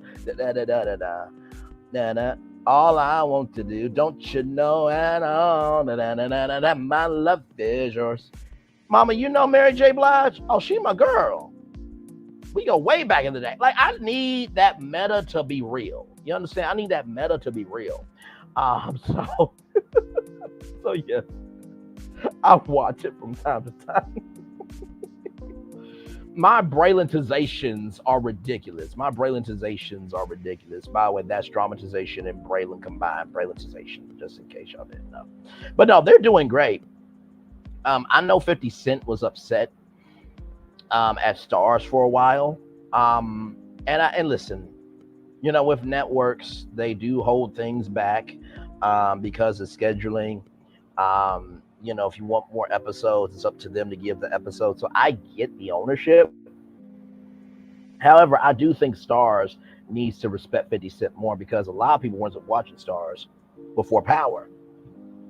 And then P Valley came through. Down in the valley where the girls get naked. Now, let me tell you, when Megan Thee Stallion came through as Tina Snow, now I'm not going to lie. Like, she better be on next season.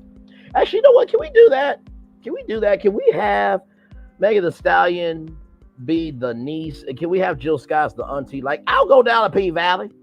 Like, listen, you grown and so am I.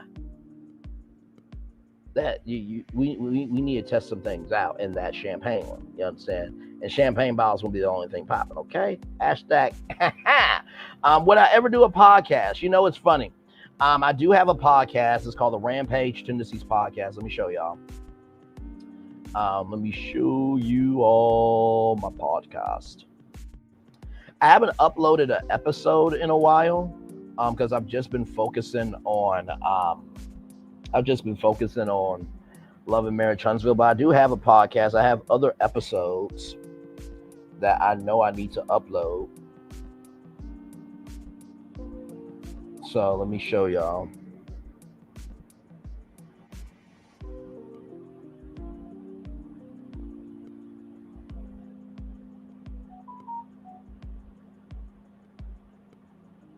So hang on, I'm gonna show y'all this real quick. Because y'all may not know that I have a podcast. I've been trying to experiment with my YouTube. Here it is here. So this is the Rampage Tendencies Podcast here. And I came up with this podcast because we all have tendencies to go on a rampage, whether it's for the good, the bad, or because we have free will, we can do what we want to do. And so I need to get back on that. So there's 3 episodes uploaded. First one is Why Do We Have Them? Second one is Letting Go. And the third one is called Standing Up For You.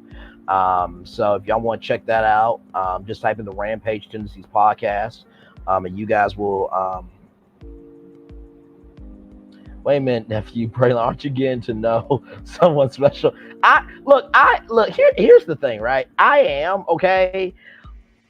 But at the same time, like, Jill Scott's in Hollywood. So I'm not, like, come on now. Like, I'm not going to do that to the person I'm talking to. Like, Jill Scott is here and I'm here, okay? Well, I'm like, kind of, okay. Like, if Jill Scott was up here, I'm like right here. But, like, here's the thing. And I totally get this, right? But I also think it's a double standard just a little bit. You already know I got my hands in a lot of pots. And sometimes things take time, you know what I mean? And you know what? Who knows? You know what? I'll do a poll in just a minute. Love and Marriage Huntsville is not going to last forever. Your voice and talent are too good to waste. Thank you so much, Cheryl Rhodes. I appreciate that. And here's the thing, right? With celebrity crushes, I've always felt it's a double standard, right? Because when Magic Mike came out, every woman went to Magic Mike. It was like, oh my God, Channing Tatum. Oh my God, Michael Strahan. Oh my God, this, that, in between, all around the way, the world, and I. But if you go see Hustlers, oh, so you like Jennifer Lopez, you like Lizzo, you like Keke Palmer. Like, no, we both can have celebrity crushes. Just because I like that celebrity crush doesn't mean I don't love you. Like, Although I did see a funny meme with an old man in the hospital, and this was like during the Super Bowl with Jennifer Lopez and Shakira, and all the old man said to his wife was like, "Baby, Jennifer Lopez is 50 and you're 50." I'm like, you can't say that. You can't say that. You can't say that. But yes, that is my podcast, the Rampage Tendencies podcast. I will upload more episodes, and I'm gonna do a poll right now just to see from y'all if y'all would be down for this. Because hell, who knows, right? Let's see here.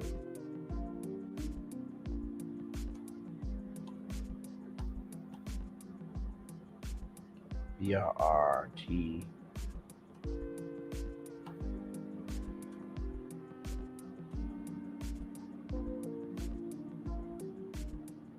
Hang on, y'all. I'm just doing a poll question right now.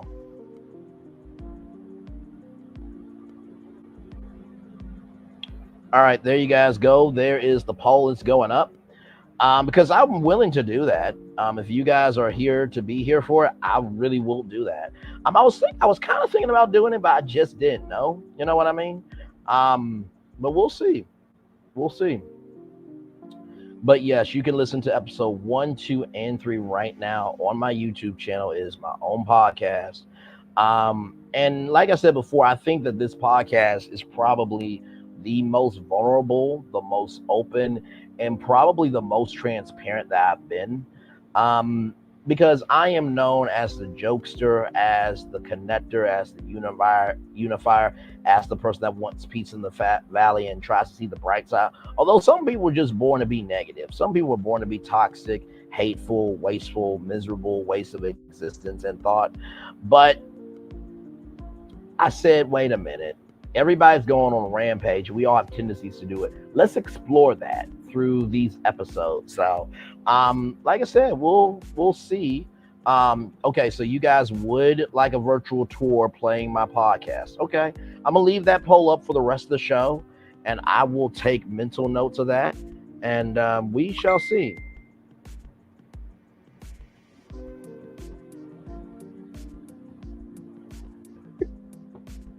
Oh my God, I love her very much. Lord, I can't do nothing right on YouTube. Like, oh Lord, just okay. Y'all give me a damn moment. See what happens. See what happens.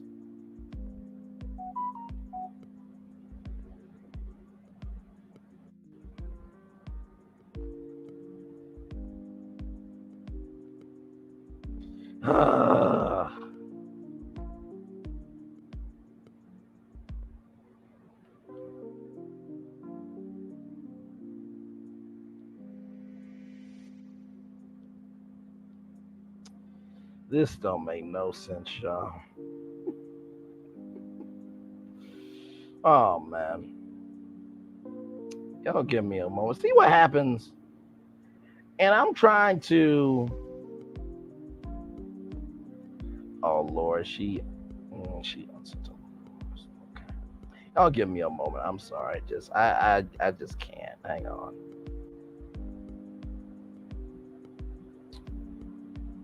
There we go. Just see, I try my best, man. I was talking about celebrities and crushes and stuff. Just swear to God, man. Swear to God, man. Swear to God. But yes, indeed. No, I love her very much, and she is very good. She's very good to me, and quite frankly, I probably really don't deserve her. You know what I mean? But it's all good. It's all good. And here's the thing, too. I will say this, and I'm gonna say this as a young man who is still growing. Now, even though 29 is grown to y'all, no, it's all good. It's all good. Even though 29 is grown to y'all, to me, I'm still growing. I'm still evolving, and I'm still trying to understand how to navigate spaces. Sometimes if we don't take the chance, we cannot blame ourselves for the possibilities of what could not be. I'm going to say that one more time. If we don't take the chance, we have no right to complain about the possibilities of what couldn't happen. And that happened to me recently. So I had to really sit with myself like, you know what? You don't know what this is going to be like. It's new for you. Don't let your fear dictate if this could be a blessing or not. Sometimes the reason why we don't have love, we don't have this, that, the other thing, or anything we want in life is because we allow our fear to dictate what we deserve. Oh, I'm this, I'm that, I'm broken, I'm tattered, I don't know how to move, nobody wants me. And the more you allow that fear to sink into you, the more you will stay in that state. And so don't set yourself up for negativity when it doesn't have to be negativity. And I really mean that. So trust me.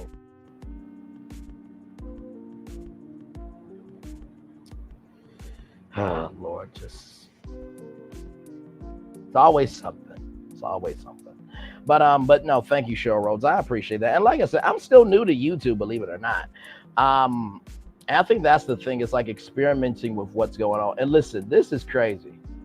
Look at this. My own content is right here, y'all. That's how crazy this is. That's how crazy this is. Like, oh wait a minute, it's not showing up for me. But what the y'all, do y'all not see that? Let me see if I can zoom in. Can I zoom in on this? Hang on. I want to see if I can zoom in on this. Okay. I can zoom in. Let me see how I was looking to y'all. Okay, it's not letting me zoom in enough. Okay, hang on.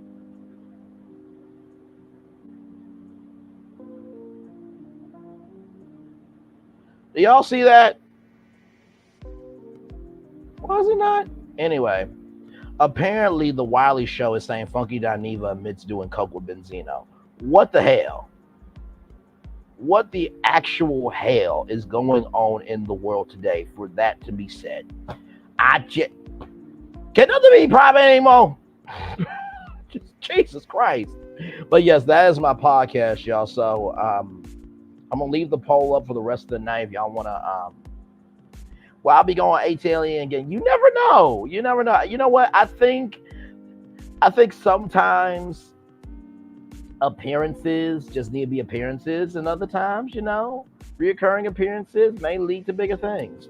And no, I do not have a deal with ATLien enjoying her show, y'all. I do not.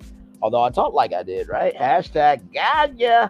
But you know what? Never say never. I really did enjoy that. I try to go on when the topic is relevant and I have something to say. But yeah, I thought I did a really good job on ATLien. I really thought I did a good job. I think I gave her a run for her money. I don't think that she's probably ever experienced someone like me. I always say I'm the hashtag chemical X of YouTube. From the Powerpuff Girls. You know what I mean? I'm that one ingredient that turns everything. So yeah, you never know. You never know. I would like to go on other panels too. I think it just depends on my time and the environment of that creator, because not all environments deserve to be attended to. So, But I appreciate the question. Yes, indeed. Like I said, if y'all want to come up on StreamYard, feel free. I know some of y'all are probably comfortable if you're a Bougetto. I say that lovingly, of course. And some of you are just downright comfortable. So, but feel free. I'm so glad that you're here. We are live on tour. We've been on tour now for 1 hour, 46 minutes, and 3 seconds right now. I'm going to go on TMZ.com and see if there's any more news of the day. What? All right, let's talk about it. I just saw this, y'all. And this is live right now. I did not. Wow. Okay. This is interesting. This is interesting. Y'all probably like, Brandon, what are you talking about? You're about to find out. Give me a moment.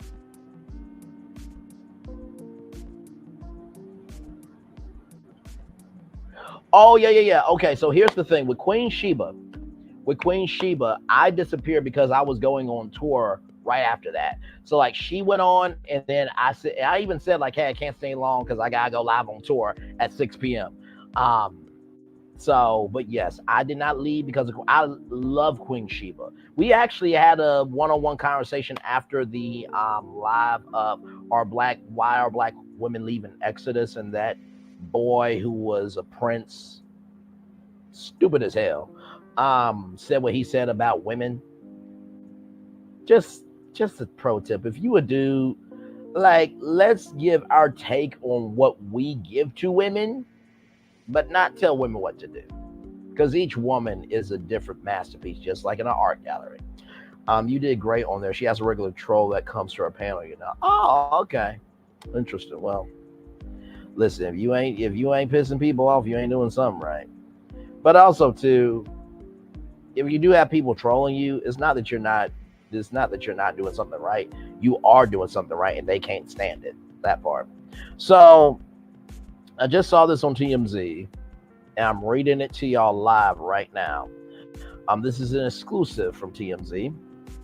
Jussie Smollett, or Juicy Smollett, enters rehab following extremely difficult few years. Jussie Smollett is getting help through a rehab treatment facility, TMZ has confirmed with a rep from Smollett's camp. The rep tells us Jussie has had an extremely difficult past few years. He has quietly been working very hard for some time now. We are very proud of him for taking these necessary steps. We're told that Smollett is in an outpatient program. Smollett's rehab stint comes amid his ongoing appeal in his Chicago criminal case. As we reported, Jussie was found guilty of lying to cops about an alleged attack back in 2019, where he claimed that two 45 supporters attacked him and put a noose around his neck. Jussie was sentenced to 150 days in jail for the incident, but was released from jail for his appeal a short time after the sentence. He has been spotted out on film sets here in California as the process plays out, including a project with Vivica A. Fox where he seemed to be directing. Of course, there is Jussie Smollett, Taraji P. Henson. By the way, can I just say Taraji P. Henson's a black chocolate drop angel from heaven? Can I just say that? Like that's just her regular schmegular workout gear. Like, just Lord help. Jussie Smollett, not cheating on Jim, just recognize another Bill Foreman, okay? Not cheating on somebody with a celebrity, okay? I'm not that powerful, okay? And plus, not only that, when you are committed, you're committed, okay? So let me just say that. Jussie Smollett has also been hanging out with his former Empire co-star Taraji P. Henson, spot on a hike in LA, as you guys just saw. So he hasn't necessarily been trying to lay low. He even hit the BET Awards last year, catching a bit of flack from folks who were shocked to see him attend. Though we don't know exactly what he's getting treated for, drug use was mentioned quite a bit during his trial. The Unsundio brothers, who claimed Jussie hired to be his attackers, took to the stand and claimed that they were also his dealers, and they supplied him with illegal substances for him on numerous occasions. And also, too, allegedly there was like a spa house where Jussie, how can I say this? It wasn't just the sauna that was hot. Okay, I'll just say that. It wasn't just the sauna that is hot. Once again, it wasn't just the sauna that was hot. Y'all can figure out what I'm trying to say there at that bathhouse. I pray that he gets the help that he needs. Mental health should be taken seriously. Some of these folks need mental health care, not jail time. I agree. And listen, at the end of the day, we only know what comes out in public, right? At the end of the day, whatever is talked about in the industry, from any industry, we're usually the last people to know, because it usually has been talked about by many people before it gets to us. So I do pray for him. I do think right is right, wrong is wrong, and that was completely out of line for him to do what he did. But that doesn't mean he's not a human being and that he does not deserve help. You know what I mean? So, but that's just me. You know, I try to see the good in everybody. Although some people you can't see the good in them because they have no good in them. I guess Jussie Smollett was not here for hot tea.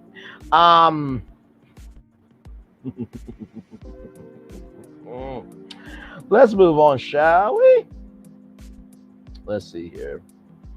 Let's see. I'm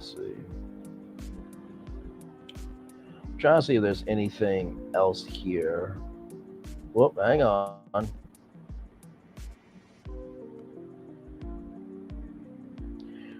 Okay, wait a minute. Here's something. Wow. All right, here's another story from the good old TM to the Z. Present.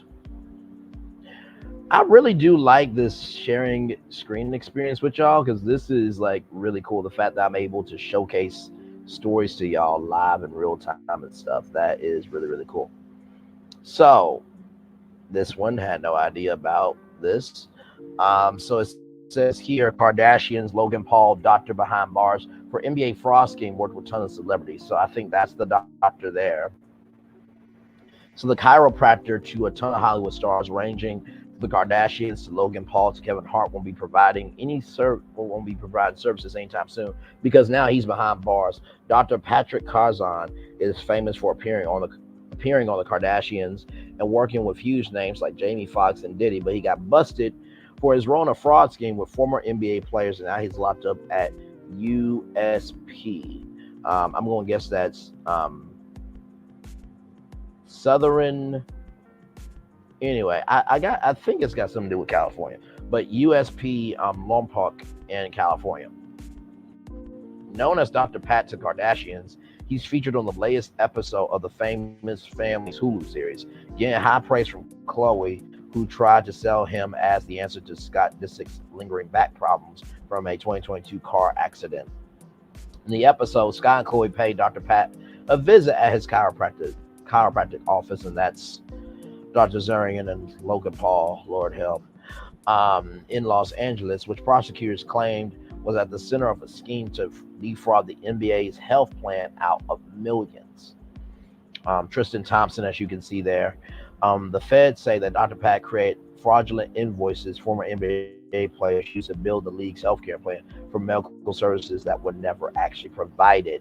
The FBI says Dr. Pat was part of a fraud scheme that from at least 2016 to 2019, during which the feds say he costed the NBA health plan $1.3 million in losses, pocketing $439,000 for himself and splitting the rest of the dough with former NBA players. Dr. Pat, who is also a favorite of current players Tristan Thompson and Justice Winslow, was ultimately convicted. And in February, he was sentenced to 30 months in prison.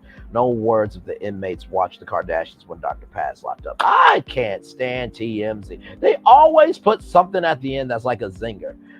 Did I catch Keke Wyatt? You know what? I need to watch the show. They got the first episode on YouTube for free. And by the way, shout out to these networks for understanding the power of YouTube. Even if you just put out the first episode, or if it's an old season, you put out the old episodes, the full episodes on YouTube, that creates a whole new fan base. So shout out to them. I have not seen Keke Wyatt. I know that Keke Wyatt and Nick Cannon probably should have ended up together as husband and wife. Love y'all both. I really do. But no, I haven't seen it. But I heard the first episode was kind of crazy, I think, if I'm not mistaken. So no, I'm definitely going to check out Keke Wyatt for sure. So it seems like reality TV is the new bag for everybody, especially actors and actresses. You know what I mean? There's another website. If y'all go to my Instagram and message me, just say virtual tour Braylon Lee, so that way I know where you're from. I will send you a link on where you can watch other episodes. I can't show it on here, but It is a known website, known to some. But just DM me on Instagram, Braylon _ Lee25 there. So, okay. But yeah, I heard that, and you know what? I think Kiki Wyatt has enough of a life.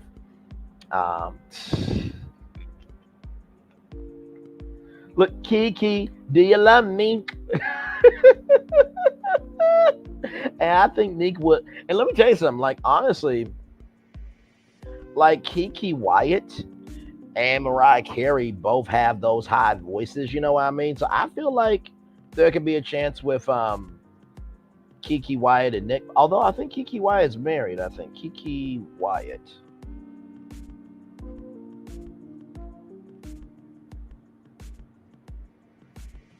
Yeah, she's married. She's married to Zachariah Darling right now. So she's married. So, you know, listen. But also too, like, I don't really get, like, Kiki had all of her own kids. All of her own kids. Like,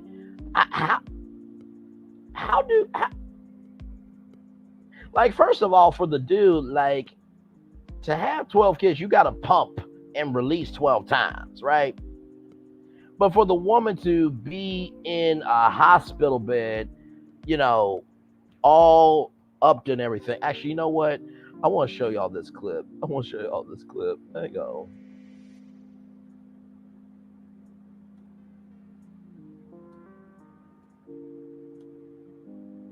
I want to show y'all this clip. Because this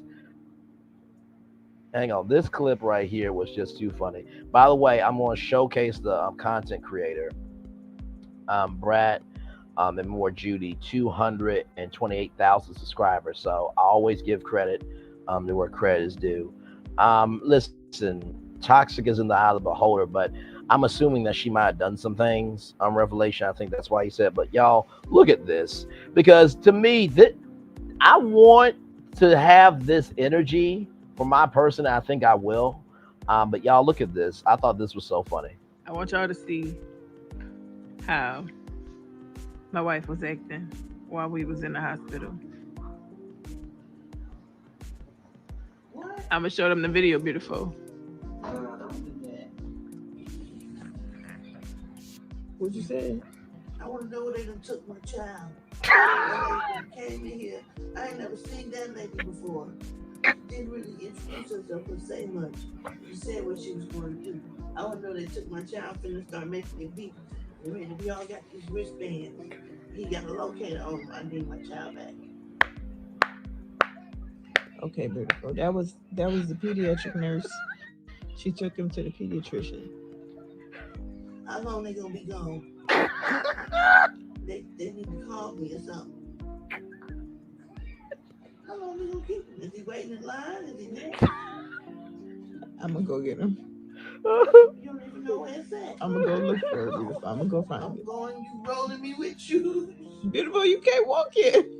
I'm supposed to walk at 8:30. It's 8:29. I'm going. Bye, beautiful. She said, where they done took my child. She said, where they done took my child. She came in here. I've never seen her before, and he got a tracker on him. Is he weighing in line? I ain't mad at you, Brad. You been a mama bear. You just needed the right mama bear to bring that out of you. I ain't mad at you. Same thing with me. Where they done took my child? Well, baby, I'm the one who had the kid. Well, I'm the one that you know did what I do. That did what I did to you to make this kid. He's my kid. Damn it. What the hell am I here? No, baby. I love you. I value. I appreciate you. You give me more life than anything. I eat and go to heaven. But where is my child? I would have been the same way. So I feel, Brad. Did I go on a Virgin cruise? Not yet. No, I definitely want to work with them in partnership for sure. And who knows? You know what I mean? I definitely want to go, but I'll probably get like an interior cabin. Now that $1,000, that includes like all 20 eateries and stuff. That includes the tips for the waitresses and the restaurant staff. And not to mention too, the cool thing about Virgin Voyage is you could shake your phone and they'll bring champagne to you anywhere on the ship. It's amazing. So I definitely do want to go. But thank you, Cheryl, for asking that question. You know what? I'm gonna play it one more time just because it was that good of a clip. I'm just one more time. I want y'all to see how my wife was acting while we was in the hospital. What? I'm gonna show them the video, beautiful. No, don't do that. What you say? I want to know where they done took my child. That lady done came in here. I ain't never seen that lady before. She didn't really introduce herself or say much. She said what she was going to do. I want to know they took my child finna start making it beat. I mean, we all got these wristbands. He got a low. She was not playing either. Okay, beautiful. That was the pediatric nurse. She took him to the pediatrician. How long they gonna be gone? They need to call me or something. That part reminded me of a grandma. Is he waiting in line? Is he next? That part. Now, where are they? Where now are they waiting in line? I'm going, you rolling me with you. Beautiful, you can't walk in. I'm supposed to walk at 8:30. It's 8:29. I'm going. Bye, beautiful. That part right there when she said, you know, is he waiting in line? Where is he at? Where my grandchild? Like she had that grandma voice. You understand? Now he gonna stay inside, he gonna go outside, but you ain't gonna keep getting flies in my house. I love Brad and Judy so damn much. I really do. Like, y'all, that's my relationship. Okay. Like in terms of like fandoms and stuff, like now I'm not a part of a lot of fandoms. I am, but I'm not. You know, I like to think I am the loving, kind, and gracious side, the middle of the fandom. But when it comes to Brad and Judy, I am on that extreme side. Like, you coming for them, you coming for me.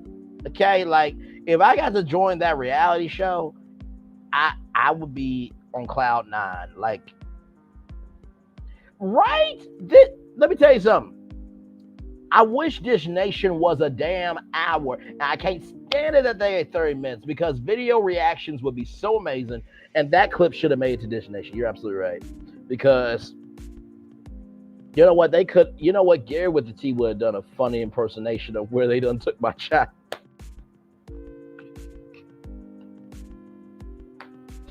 Oh, Lord. You know what? That could be a segment on Dish Nation. Brad, where they done took this child?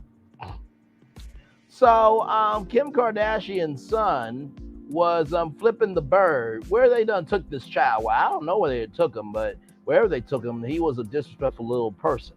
Like, that could be a whole segment. And y'all, it's all for fun and giggles, okay?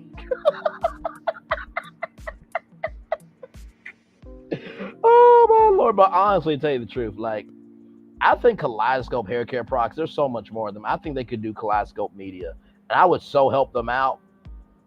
But here's the thing, though. If they said that, hey, Brian, we need you to escort Judy to her car, I'm like, oh, no, I'm not escorting her. No, What's wrong? Well, what you mean? Well, we need you to escort Brad to, What you mean? You are telling me that they going to be on my arm, and I'm escorting 2 chocolate drop Hershey Kisses from heaven to their car. All those curves on me. What we doing? Then my behind at the Brad and Judy reunion, and the host saying, well, Braylon, you really couldn't control yourself. Well, did you see the blessings from God I was with? All that thickness and beauty and confidence. What you want me to do? Now, I would hope every dude be like, you know what, I ain't mad at Braylon. I hope that's what they would say on the reunion. But, of course, you know, there's the fringes of, okay, Braylon, you're doing the most. You're doing the most. They're normal human beings. Okay. Sure. We'll go with that. Hashtag Braylontizations, y'all. That's all. Y'all like, comment, share, subscribe. We are live on tour. We have been live for 2 hours, 6 minutes and 25 seconds. Oh, my Lord Jesus. Man, oh, man. Man, oh, man. Oh, Lord. Hashtag, where do they take common sense? Hashtag, where do they take logical thinking? Hashtag, where do they take away giving the care? Hashtag, where was home training at? Hashtag, why are people toxic? Where did that go? Someone answer my question? Please and thank you. You're awesome. Oh, Lord.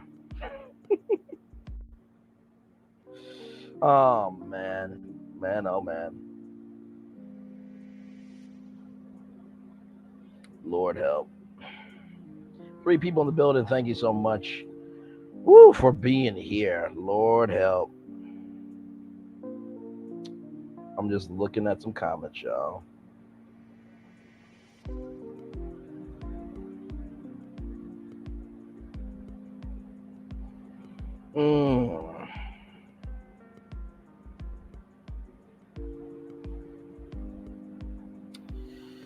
Ooh, Lord, when you can breathe and knowing who you are is such a blessing from the Lord God. It really is.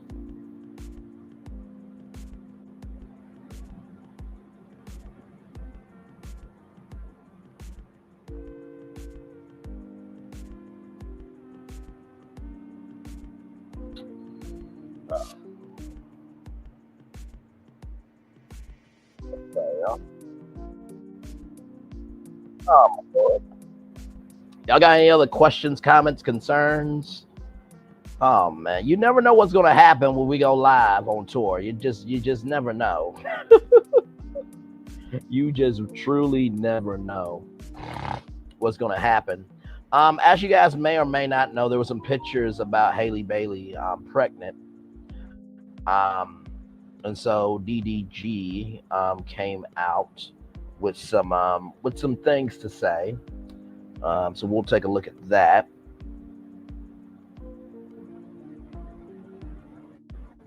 I think the Shade Room got like exclusive pictures, I think, if I'm not mistaken. Let's see here. Present. Let me see.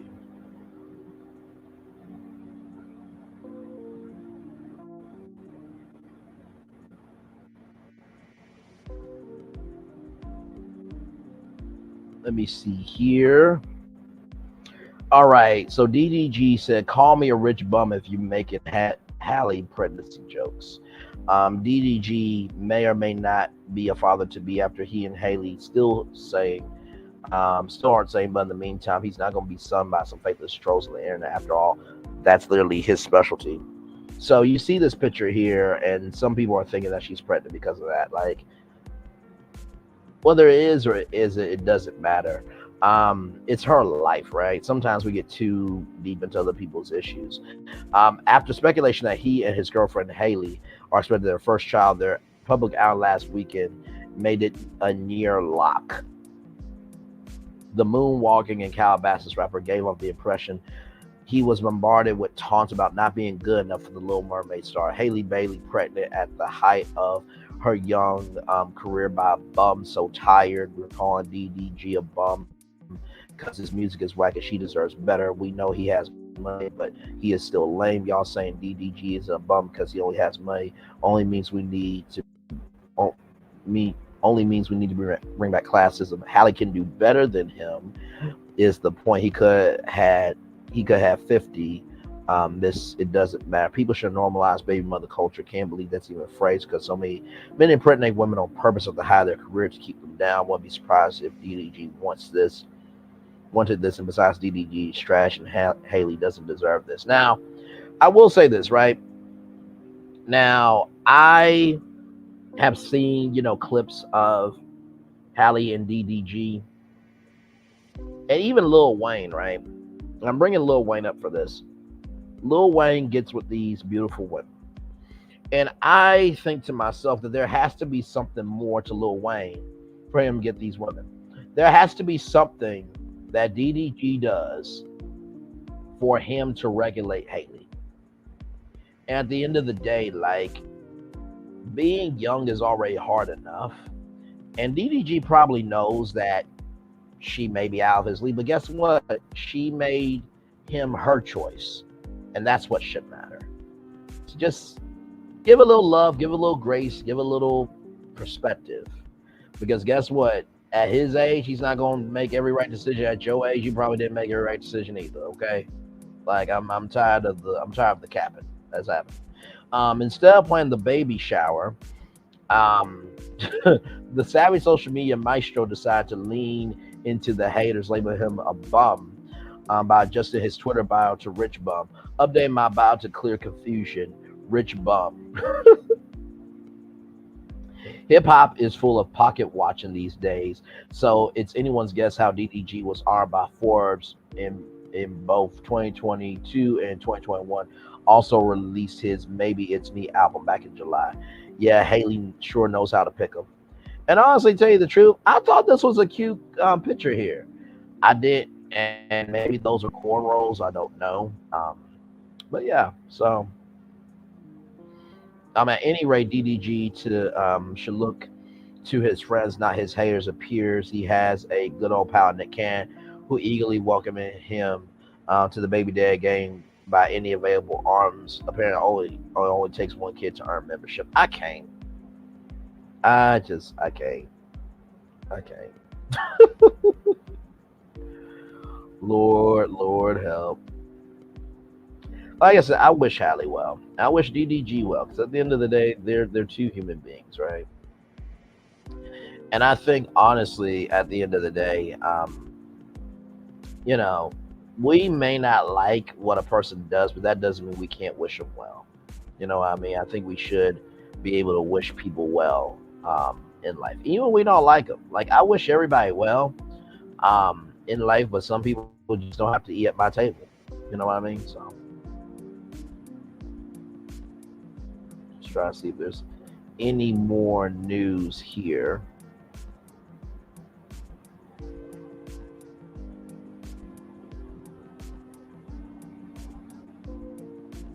On TMZ.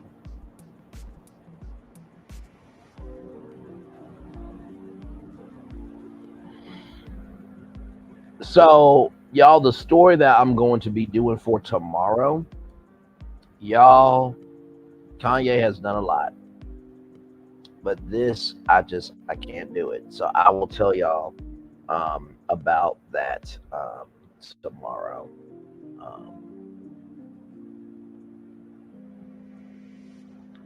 So this isn't, oh, hang on. Sorry, y'all. This is interesting. This is about young Jack. I'm going to pull this story up and we're going to talk about it.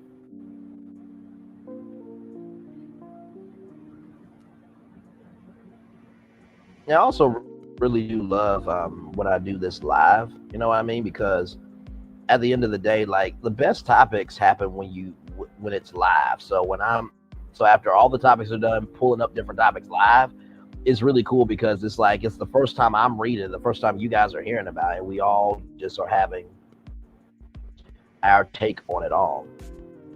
Yeah, you know what? I did see Justin Bieber in SZA's video, and hello to the people that are here. Welcome and glad to have you here. You know what? I'm not mad at it. SZA is definitely laying it down in the world of R&B. There's been this thing about R&B. Is there any men in R&B? Like, there's Maxwell, there's Charlie Wilson. And I think that R&B music, just like any music, is in the eye of the beholder. But yeah, I did see Justin Bieber in SZA's video, and I think the world has evolved in music that, hey, if it's good, it's good. And that's the way music should be. If it's good, it's good. Now, music is in the eye of the beholder, of course, but SZA, yeah, she's a bad one. She's a bad one. She's friends with Lizzo, of course. Now, I haven't heard any new news about Lizzo. As soon as I read this story, I'll look up some Lizzo news to see if there's anything new. We'll talk about that. But let me share my screen. Young Jack says that he would take $250,000 for a LGBTQIA plus gig. So he fears lustful eyes of men. That's what he's saying. Everyone has their price, and Young Jock is being blunt about his, saying he won't perform for the LGBTQIA plus community, even for $250,000. The rapper recently did an interview for Vlad TV. For those of you who don't know who Vlad TV is, he's a white dude, that guy in black culture, and is, I forget about this. He's the hood version of Oprah Winfrey, and I say that because his interviews are known in the culture. Okay, Vlad versus Oprah Winfrey is no comparison. Oprah over Vlad, but y'all get what I'm saying. So the rapper recently did an interview for Vlad TV addressing some Lucy confessed to not too long ago, namely turning down $250,000. That's $250,000 for a show out of it that was exclusively for the LGBT crowd. That in itself isn't all surprising. Lucy has always worn his homophobia on his sleeve, and Jock is echoing that sentiment. He says he too will refuse payment if it meant that he had to get on stage in front of gay men specifically. You gotta watch how he says it, though. Jock admits being extremely uncomfortable with men getting him with lustful eyes as he raps lyrics to his hit "It's Going Down." Jock stresses just how much $250,000 is and how big it is to get paid that much in one sitting. He does this to stress how strong he feels about the issue, as he says he doesn't want to associate himself with that lifestyle on principle. Of course, Jock is catching flack for this, but that's clearly fine with him. Here's the thing, right? I think at the end of the day, when it comes to, Jock and Boosie, you can have your stance in that because every artist has their stance, but you don't have to be an actual social self-hole about it, right? There's this place in New York City. I think there's one other place called Stonewall Inn, and it was a place for LGBTQIA plus community. And it was only one door that was the entrance and the exit, and there were people being put down and dragged to jail just because they were who they were. And of course, that's when the AIDS crisis happened and everything else. So you can have your take. You don't have to take $250,000. Everybody has that right, but just don't be an actual social self-hole about it, because there are people too. And guess what? There's some of your fans too. You know what I mean? So,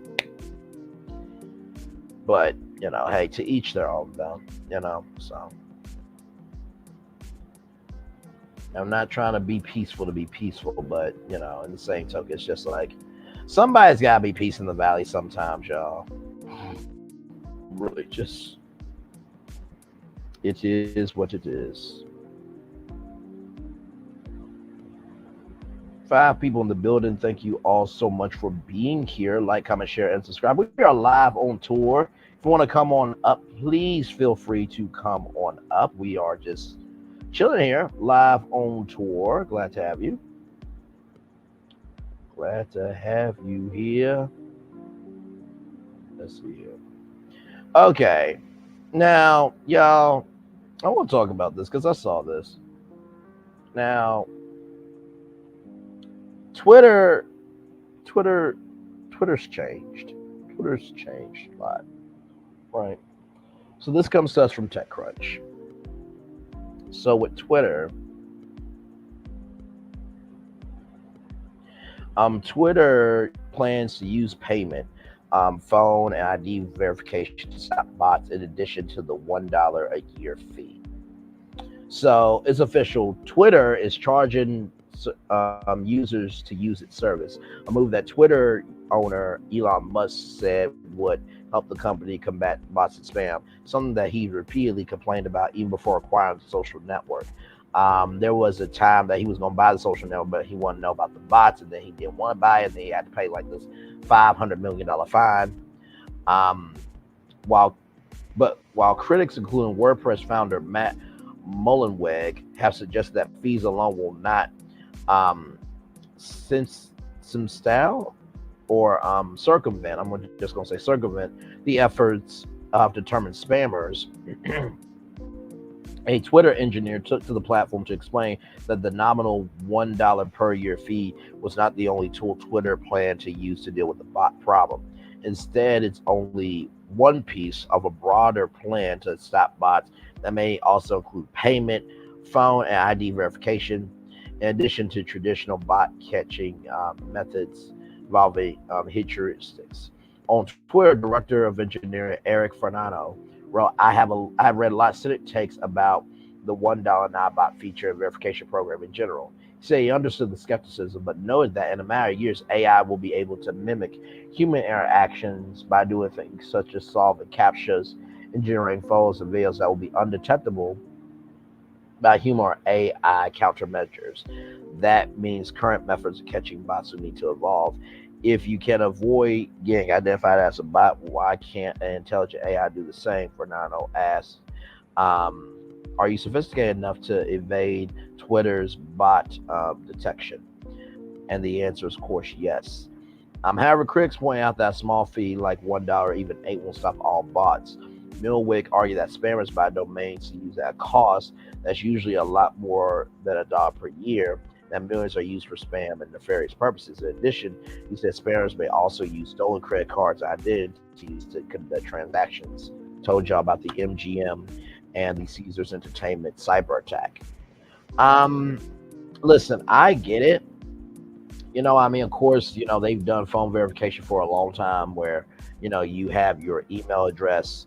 It's all good. Love you, Revelation 2023. Thank you so much. I'll probably be closing out here at 2:30. So much love to you, and thank you so much for always seeing me. I love you, value, appreciate you. Have a wonderful night's sleep, for sure, and see you again soon. But yeah, with this Twitter thing, and y'all, I know it's called X, but nobody calls it X. Who calls it X? Nobody. Who actually tweets that they use an X? Nobody. Nobody calls it X. They call it Twitter. Get over it, Elon Musk. But yeah, at the end of the day, like, Facebook tried to do that and they didn't end up doing it. So Twitter is such an easy platform. All you do is tweet out like 250 characters and that's it.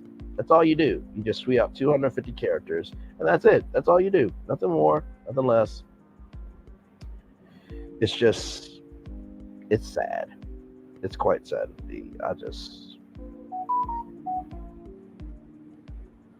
I simply cannot. Okay, I gotta see what that is. Oh, Cheryl, thank you so much for following me there. Yes, I will message you. I will message you for sure of that link. Of course, because I said follow me on Instagram. 5 people in the building. Thank you all so much for being here. Like, comment, share, and subscribe. We are live on tour. Been touring now for 2 hours, 24 minutes, and 38 seconds. Like, comment, share, subscribe. Glad to have all of you here. We've been talking about a lot tonight. Megan Thee Stallion and Blueface. Blueface is saying that he got top from Megan Thee Stallion and that she sucked him dry. Why? No one cares. No one wanted to have that thought. And really, Megan Thee Stallion wouldn't give you the time of day. I would have a better shot with her than you, bro. Like, just stop the cap. Tiffany Haddish gave a lap dance to Michael Jordan at Usher's residency concert at Park MGM in Las Vegas. And yes, his wife was there. Are we kind of over Tiffany Haddish at this point? I don't know. Cardi B is talking about being a landlord and that people are not paying their rent.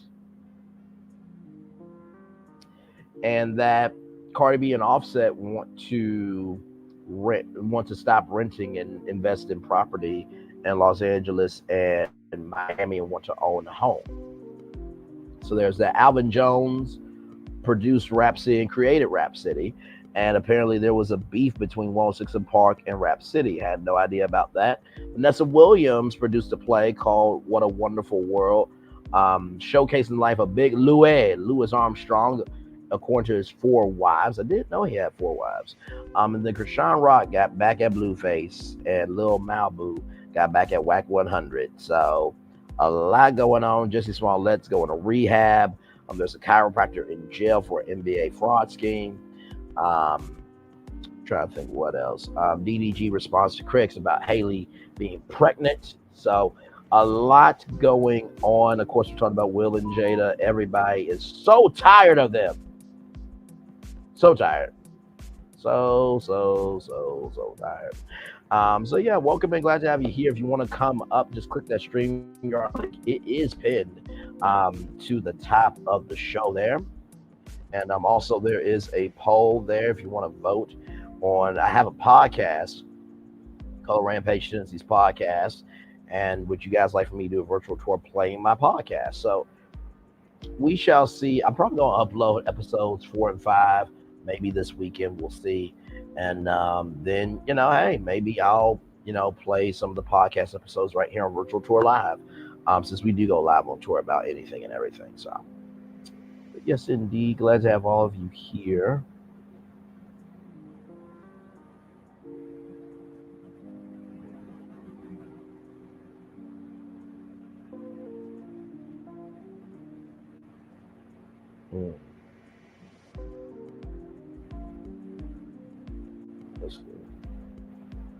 I'm just looking here, y'all, at some things.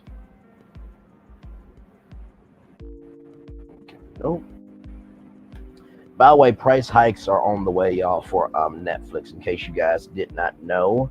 I think it's going to be, let me find it here, because some of y'all do have Netflix. What?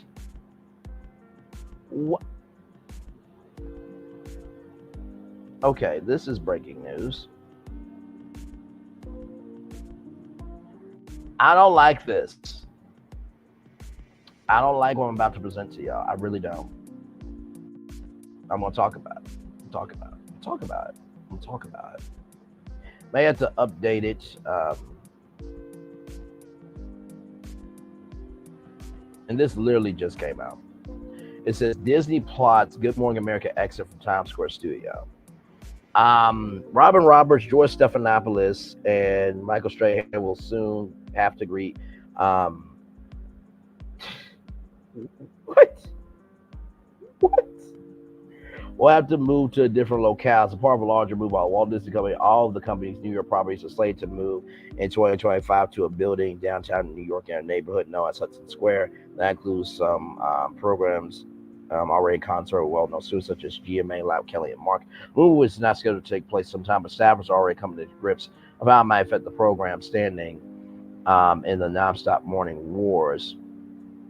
Good Morning America is defined by the strength of our team in front of, behind the camera, quality reporting, long trusted relationship with our viewers. In ABC News said a statement, moving all of our ABC News teams to the new state-of-the-art building was a strategic decision that allowed for more collaboration and innovation. New York Post previously reported on GMA's looming cross-town transfer. For some staffers, the move might spur optimism. After all, CEO Bob Iger implied that the company is interested in selling ABC, but the plans to move GMA to Disney new environs might suggest the company wants to keep the show or even ABC News as a whole, even if the infrastructure of the network is taken over by a different entity.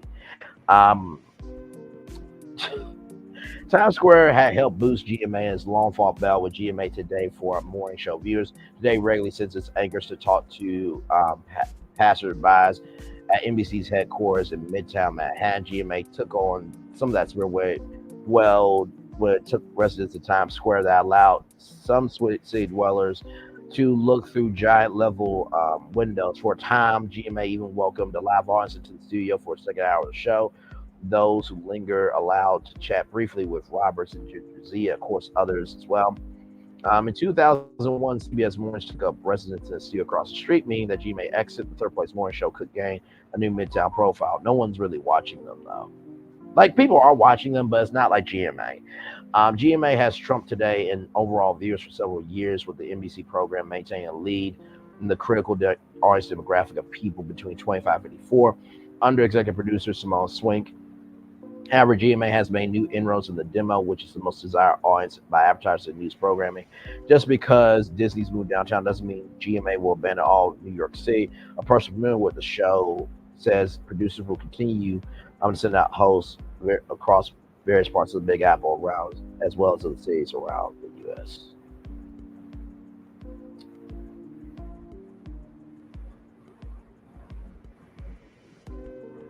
Watching Andy Cohen talking to Lisa Larson Pippen, Lord help. Yeah, she said that she had like sex every day, like 4 days a week, nonstop. Now, I'm gonna say this very lovingly. Disney, I don't know what you're doing. I don't know what moves you're thinking are good. I really don't know why you are making so much time. But this is stupid. Stupid. I'm gonna tell you why. Tell you why. Oh Lord, let me, because this doesn't make any sense to me. GMA times square.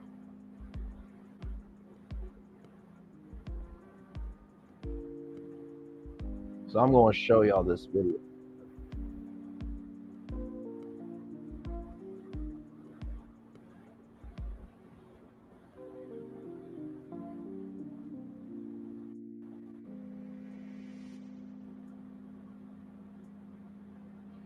All right, y'all. So they've been in Times Square for like 20 years. I'm going to show y'all 2 clips, okay? All right, here we go. This week we are celebrating. We're celebrating our 20th anniversary here in little old Times Square. And we're counting down to a big celebration on Thursday. A lot of surprises to share in a few days. But first, I want to tell you about all these big names and big moments in music in the studio over the years, from Beyonce taking over the middle of Times Square to George Clooney, Jennifer Aniston, Reese Witherspoon, Hugh Jackman. It goes on and on and on, and even Dwayne Johnson in one of his earliest appearances. Take a look. Good morning, America. We're live in Times Square. Times Square. She's here to say, good morning, America. Good morning, America. Good morning, America. Good morning, America. All right, everybody, are we ready to have a good time this morning?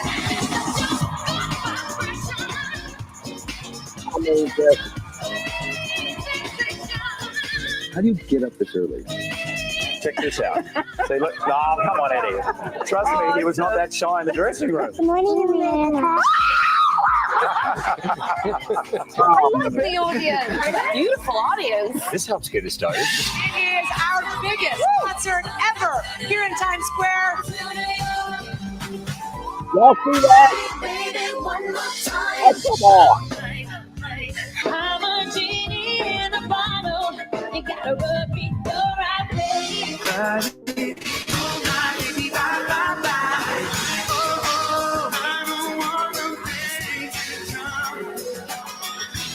Yeah. It's kind of sad, too. Everybody in the house now. Why you gotta be so nice? Looking so crazy, you love something.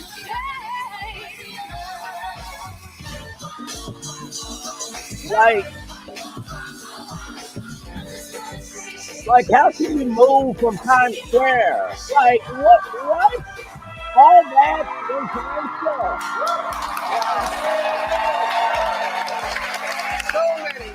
So many favorite moments. I remember that Taylor Swift. Oh, gosh. We didn't show, but Alicia Keys, when she played New York, right out there. I'll never forget that. That was such a, with the piano in Times Square. Yeah. The cabs going by, keeping the horns. So there is that. Now I'm going to Newscast Studio GMA. Now, y'all, what I'm going to show y'all is the studio. So they used to be in a TV studio before they moved to Times Square. And so I'm going to show y'all this because context is everything on this channel. And so this comes from Newscast Studio. I love this website. I go here once a week. Now, for those of you who may not remember, Michael Strahan was on Live with Kelly and Michael, and he joined GMA 2 days a week. That studio was created for 100 people, so they would do the show from the bottom floor, and then they would go up to the top floor to that wonderful studio, and guests were able to come through and sit down with the audience, and it really brought Times Square in. And so many moments have happened there. I mean, I remember when Lady Gaga came through Times Square. Robin Roberts had her birthday of her bone marrow transplant. And before that, that used to be home base, and then downstairs was that studio. You know, I think sometimes we feel like modernization has to be the way to go, but sometimes tradition matters. And to have GMA live from Times Square, it's in the lexicon, right? Hello, Tyler and Tomon Ganen. Welcome in. Glad to have you here. For GMA to be live from Times Square, it's in the lexicon. Like, I hope that I get to make my national debut on Good Morning America live from Times Square. Like, that's a huge deal. So I'm going to show y'all a little bit more of the studio. Sorry there. And so this was designed by Seth Easter, which they do a lot of different things there. And they said that, you know, not only does the second floor give sweeping views of one of the most busiest and vibrant sections in the world, but ties in the show's existing relatable and warm look and feel. With moving upstairs, we wanted to make sure that we felt like we were in the same environment extension of the first floor studio. So they did warm earth tones and textures from the ground space and made it for the second floor renovation. And so with the second floor completed, they could take full advantage of sweeping views from both indoor and outdoor. So this is what it looks like. I mean, like, come on. Does that not, like that? That's where they worked, man. Like, come on.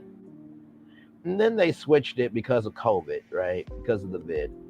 And it says Easter took the opportunity to really consider how to give the audience a different level of comfort and interaction with the broadcast, since the show has already a street side audience outside the anchor desk on the first floor studio.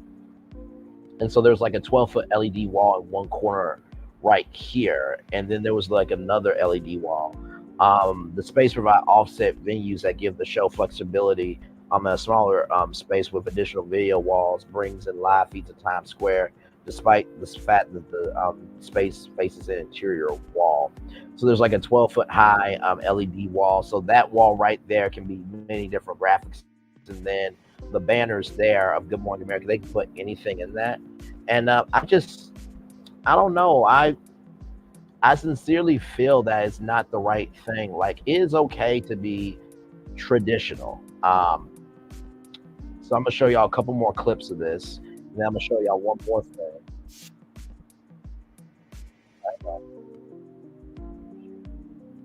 Yes, welcome back to have here. Much love to the love in the chat. I'm loving that. I'm absolutely loving that. Let me get this here. Some Virgin Voyages there. Come on, chameleon. Come and go. That's Bimini. That's the beach club. Man.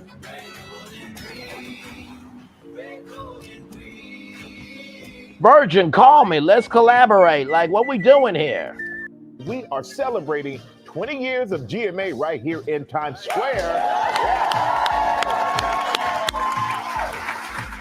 We're just taking this. It's so special when we're all on the couch together like this. We have loved letting you into our Times Square home, and we are so grateful that you've invited us into your homes and into your lives. This is a very special place for all of us, and I'd like to. Do you mind if I be a tour guide a little bit? Yes, please. Yes. A little trip down memory lane. We are at our new home, Times Square. Even on that very first day, September 13th, 1999. Serena Williams joins us now along with ABC's Robin Roberts. It's so good to have you here. With Diane and tennis great Serena Williams by my side, Times Square Studios felt like home. It's great to have you with us on this Monday, May 9th, 2005, a special day for us as our pal Robin joins us here at the anchor desk. It took on new meaning in 2005. We call this home base, so I finally made it home. Every morning, 3 words. Good morning, America! Welcoming a new day for you, our viewers, my GMA family. Front and center in the crossroads of the world. One of our all-time faves, Alicia Keys. Where anything is possible. And they really do mean anything. These streets will make you feel brand new. Big lights will inspire you. Along the way, this is my glam fam. 5 minutes there. Our team behind the scenes. We spent more time than with our blood family. Became family, too.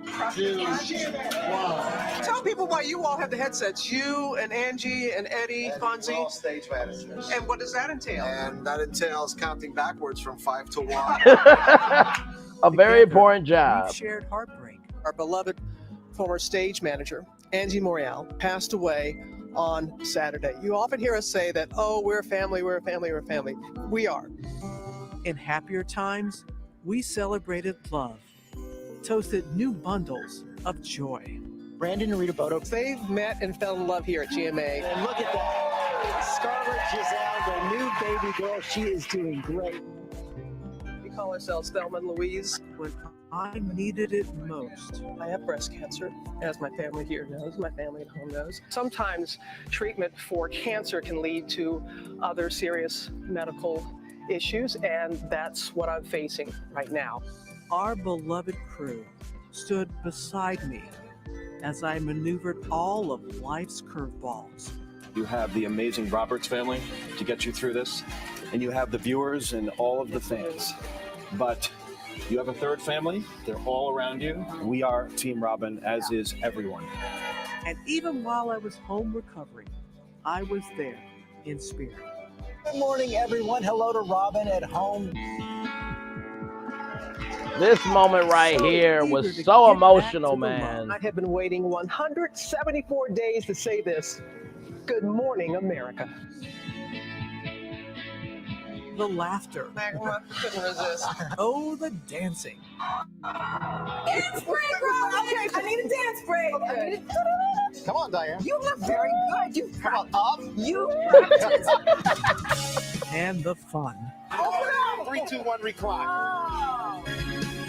That have made my mornings so unbelievably good. We're going to have a fun morning. All these years. It is a privilege to say good morning to America.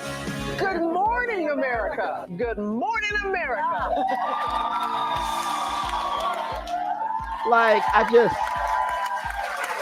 don't know, man. I remember Charlie Gibson saying, this is the best name for a show. Good, to say good morning to America to lift everybody up.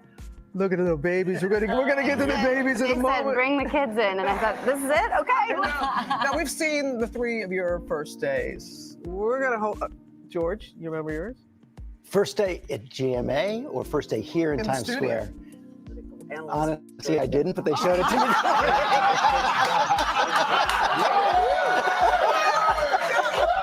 Wow. It's a good break. I mean, how much? Let's hear your voice. There's no question he's excited about getting into the campaign. It's not clear yet whether he can get the Reform Party nomination. It's not a lockdown. What he's afraid of is that just 1999. What do you think, George? How about that hair? Jesse Ventura, that was the day when you thought a reality show person running for president, that was a strange thing. Okay, you started part-time for a little bit, then you just jumped into the water with us. I mean, okay. I don't know if it's I don't know what happened here, but I'm like George. I did not remember this until I said I came in that long ago, but I think this was before I even came on part-time. This was just me coming to the studio when you were out, just to kind of, show some love. What was your impression of Times Square? My impression was it was amazing, and I was surprised that people were outside this early in the morning. What is wrong? You can watch this at home, people. Yeah. But it was absolutely fantastic. I'm so happy to be here now and to be a part of the family. And I wish we had something I really don't wish we had something for 20 years ago to show me, but it's so great, to see the history here, because it makes you realize how lucky you are to be here and be a part of it. You must have a picture of Michael from 20 years ago somewhere. Not at all. We have so many great babies, so many new members of our GMA family, and some of our producers have brought them in this morning, including Cindy's got her kids here as well, but also Sarah Messer just welcomed the newest member of our GMA family on Tuesday. Look at that. A baby girl named Sloan. And we are told she is already watching. And there's one more clip, and then I'll calm down with Take GMA. another shot. Come on, Henry. Take another shot, everybody there. Yay! Look at all the babies. Oh, man.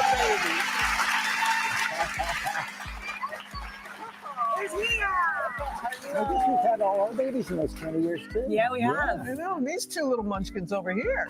These guys, Miles and Adrian, and they are as much a part of the family, and it's so nice to be able to be here and bring our babies to work with us. I'm saying that as he's calling for his nanny, Abby. There it is. All right, who's babysitting after the show? Oh, everybody's still laughing. All right. Well, hey there, GMA fans. Robin Roberts here. Thanks for checking out our YouTube channel. Lots of great stuff here. Hey, So go on. people, click the welcome subscribe in. button Tea right Talk over- with your right over girl. here Welcome to in, get Queen. Good more to see of you. Awesome videos and content from GMA every day, anytime. We thank you for watching, and we'll see you in the morning on GMA. She is probably I wish for the asleep amazing right new now. iPhone 15 Pro. Sean. She is probably asleep right now. And let me tell you something. GMA has honestly felt like home to me for so long. And to give y'all a little backstory, when I was at Arkansas Tech University, and T-Talk, if you want to come up, or any of y'all want to come up, feel free. I know y'all very comfortable. When I was at Arkansas Tech, my original dream was to be Michael Strahan in his role. And every morning when I would watch GMA, when they were downstairs, and this is when Josh Elliott, Samuel J. Champion, Larry Spencer, Robin Roberts, and George Stephanopoulos, I would wave to the TV and say, "I will see you soon," every morning. So Times Square has a connection of, it's the crossroads of the world. The last day of the year, the first day of the year happens there. And as they say, if you can make it in New York, you can make it anywhere. And I just truly feel that some things just need to stay the same. Like, I know they want to move it to have collaboration, but what are Kelly and Mark going to give GMA? Not a damn thing. I'm sorry. What is The View going to give? Well, I mean, The View is under ABC News, but the point is, not everybody has to collaborate. That Times Square home, if that goes away, what they gonna do? Like, I just think it should be there. But there's another reason why they can't really leave Times Square. I'm gonna show y'all this. So be ready. You will have tears. So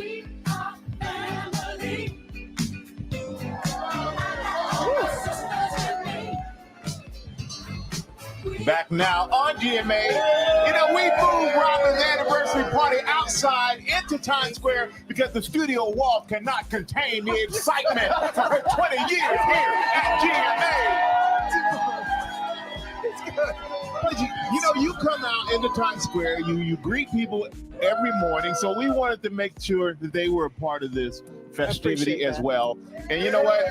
We can't really capture everything that you've done in 20 years, but we're gonna do our best to try.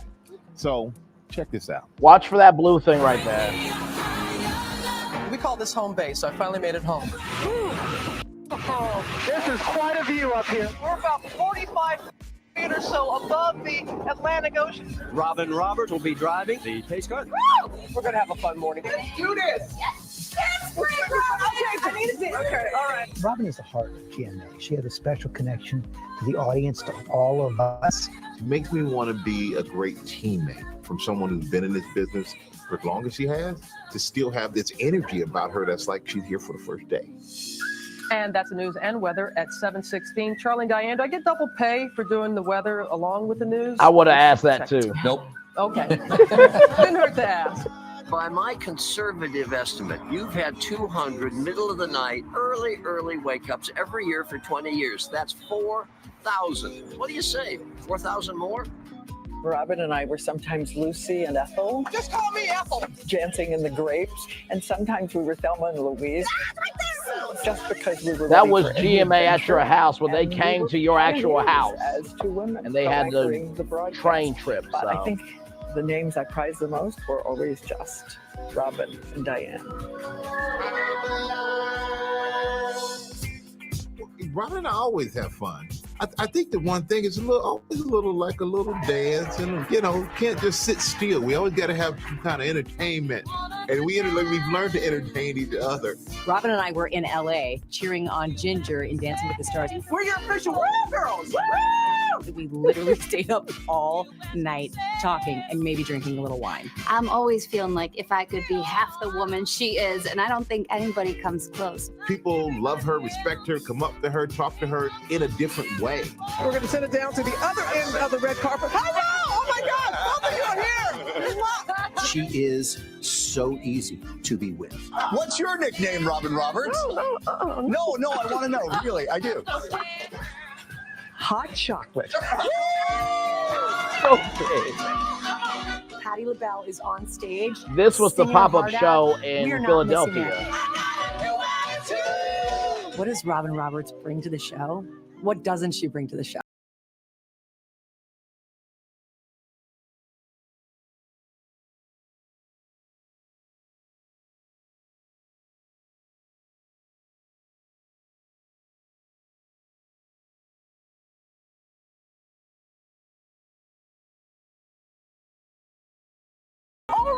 This is my second month here. I'm not really in a position to say, nah, tell Robin Roberts that the new guy is not going to do what she asked for the Halloween. I didn't have the option. And she still gives me a hard time about that. I'm alive, baby, I'm thriving. You know the powerful thing you can't name when someone walks in the room? How are you? Oh, I've heard so much about you. Robin's way with people is that she sees them. She sees every single person, and she has this insane ability to connect to the ones that probably need it the most. When I think of Robin Roberts, I think of this glowing aura of a human being that brings so much light. There is a different level of connection and warmth that you can't fake. I feel super grateful. Well, we're crying in the studio right along with you, and they're happy tears. Most people who are on camera hold a part of themselves really in reserve and give you That's true. a version of them. As well as I know her, as much as I love her, I feel like you know her like I know her. She brings everyone together. She elevates everybody around us. When she's there, you better be on your game. We know her, we trust her, we rely on her, and we're inspired by her and her story every day. Before I ever worked here at GMA, I was feeling overwhelmed, and we were someplace together. She looked at me and she just said, "You belong here. You belong here. Don't you forget that." And she doesn't realize how forever indebted I am to her with just those few words in that one crucial moment in my life. And I'm so thankful for her, because I know I'm not here without her. For 20 years, you have been a reassuring voice that it could be, indeed would be, a good morning. Happy 20th, Robin. Happy 20th anniversary, Robin. Happy 20th, Robin. 20 amazing years. You're just incredible. Happy 20th, Robin. Y'all, I get emotional every time I see that. I need Q-tips. To start with, Oh, my Lord. Diane Okay. Sawyer and Charlie Gibson, Tony Perkins, and to be with you all, I am so abundantly blessed. I don't know how this happened, but I Now, am y'all so. wait for a I minute love you, George. because I love you, that Michael. I part right love you, there is Sam. gonna be I big. love you, Lara. TJ, you're my man. I am just really, really grateful at this moment. I'm gonna just take it all in. We're not done yet. There's a whole lot. There's a whole lot more. Don't think that we would celebrate this anniversary without a gift, did you, Robin? Without a gift. Now, Robin, so you've been the foundation, truly, of this show for a very long time, and folks out here want to be able to participate with it as well. So in order to cement that legacy, am I getting somewhere here? Cement the foundation, the legacy Watch right here this. in Times Square. TJ, you do it. Look at this, Robin. show. They can't leave Times Square. Wow. So well deserved. Came here as a kid with my mom and dad to Times Square. Wow. But you know what?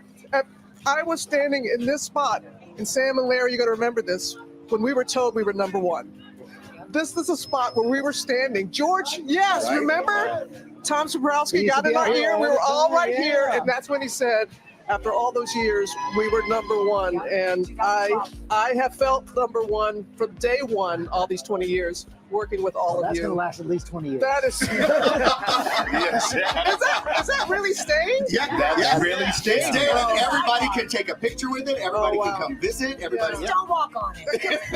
Can I just bring in someone? Sweet Amber is here. Sweet Amber. Who's been with me 17 of the 20 years. Do you see this? I saw. No. Oh my goodness. Gosh. It's beautiful. So this is a drop the mic moment. I cannot thank you all enough for this moment. Well, hey there, GMA fans. Robin Roberts here. Thanks for checking out our YouTube channel. Lots of great stuff here. So go on, click the subscribe button right over here to get more of awesome videos and content from GMA every day, anytime. We thank you for watching, and we'll see you in the morning on GMA. So that's why they can't leave Times Square. So there's two, like y'all saw me like cry because of the emotionality of, just imagine you a kid from down south. You go through Times Square not thinking that you'll ever matter to Times Square or any place, and your name is cemented in the cement of Times Square that people come to from all around the world. So, damn it, I'm not gonna cry with y'all. But T-Talk, love you so much. I took care of some things at the top of the show because it just needed to be taken care of. To all the 5 people that are here, thank you all so much. Like, comment, share, subscribe. We've been live on tour for 2 hours, 58 minutes, 28 seconds. We've been live on tour, y'all. And you know, this is why I do this show. You know, with what Life Jennings said, you know, even when the rim stops spinning, all the gold digging women disappear, she'll still be here. I know that this show is an outlet for me, but I know that this show is also a place for you to follow as well. And I consider Robin Roberts one of the greats. She's one of those celebrities where she said my name and actually knew who I was. I'll be like, excuse me, do you not know who you are? I'm a nobody. That's one of those humbling moments. And I try to give that soul, that intentionality, and that sincerity to every virtual tour live. I mean, this show is unlike any show on YouTube. As I often say, higher is waiting, low is available, but either way, we're about to go live on tour. And you just never know what happens when we get in that car and we start driving. And it's always a road trip, a virtual road trip like you've never seen. And I'm so glad to be here with each and every single one of you. From the bottom of my heart, it means so much to me. I hope I'm able to get to that level one day soon. I feel like I will be Robin. Like, really, y'all doing this for me? Y'all know I just do my job and that's it. But I also recognize too that when you're doing good and someone's trying to give good to you, don't reject the good, because you're hurting the good that they're trying to give to you. So, oh my Lord, I think that's a shit. Hang on, I'm gonna do another poll because I think we've been here for a good while now. I think we've been here for a good while. Let's see. Let me see if I can do another poll. Is it time to end the show? Yes or no? Yes or no? Is it time to end the show, y'all? We've been here for like 3 hours now, which has been a long time. It's been a minute since I've done a 3-hour virtual tour live. But you know what? The thing about this show that I love so much is that anything and everything can happen. And we just allow the show to be what it is. I know the road map. I know the GPS directions with the topics, but how we get there is the fun. How we get there is the fun of it all. So yeah, 7 people in the building. Thank you all so much for hanging with me. I appreciate y'all. I know that some of y'all probably are in the bushes, but I appreciate y'all being here. Either way, like, comment, share, and subscribe. Glad to have all of you here.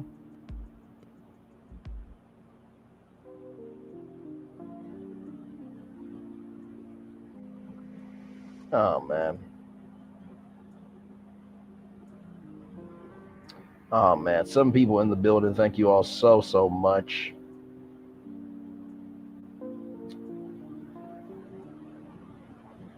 Oh, Kiki went left. Oh wait, that was Sunday. Okay, I'm sorry. I was just checking some messages.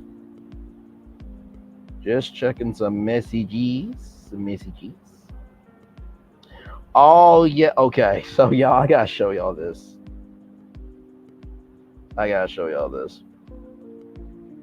So this is but hang on. I don't know if it'll. There we go. So that's AI art. So y'all remember when the AI art thing was happening? So this is some pictures of Jill Scott in AI art. I like that one. That one is fire. That one. So I just thought. Okay. That one right there. That one. Yes, indeed. Yeah, I really do care about y'all. I really do. So, Cheryl Rose, thank you so much, Queen. Good night to you. Thank you so much. Thank you. We try our best around here. Is it time we got one vote to end the show? You know what? I can agree with that. Let me get the Daily Motivator up and we will be on our way out of here. You know what? I appreciate the one vote. That means you're still here, you're still watching, you still care. And it's like, Brayla, I love you. I really do. You did a great job. But can we pull the car in the mental garage? It's time to go home. Like, oh my Lord. Well, while we are here, let me get the room set up for the Onyx collab tonight. By the way, the Onyx collab is on weeknights, 10/9 Central, only on Clubhouse. I'm going to get that on here.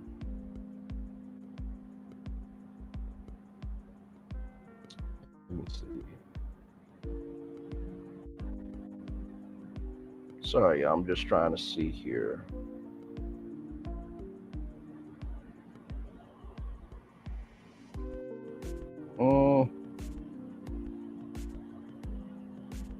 I'm trying to think what topic I want to do tonight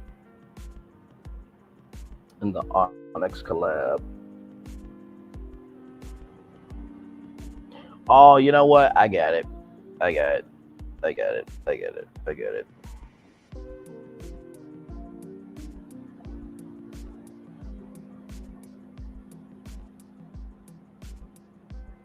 get the Onyx collab together.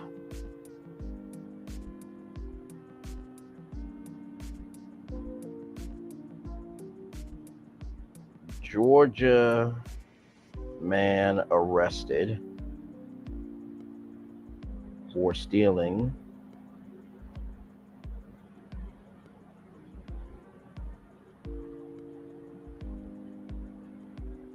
so yeah, that's what we'll do tonight. We'll do that. That will be about an hour on Clubhouse. If you guys want to join me, just click that link in the bio and you'll be able to be right there with me. The hell you stealing hammers for?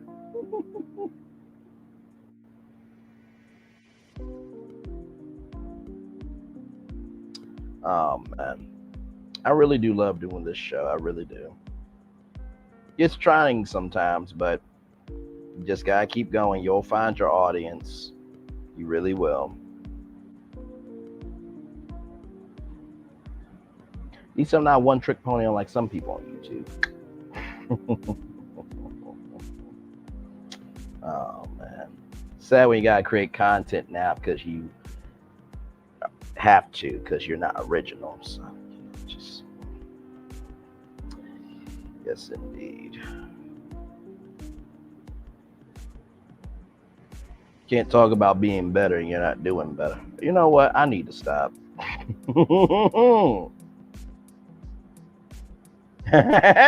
Woody Woodpecker. Y'all do know Woody Woodpecker, right? The cartoon.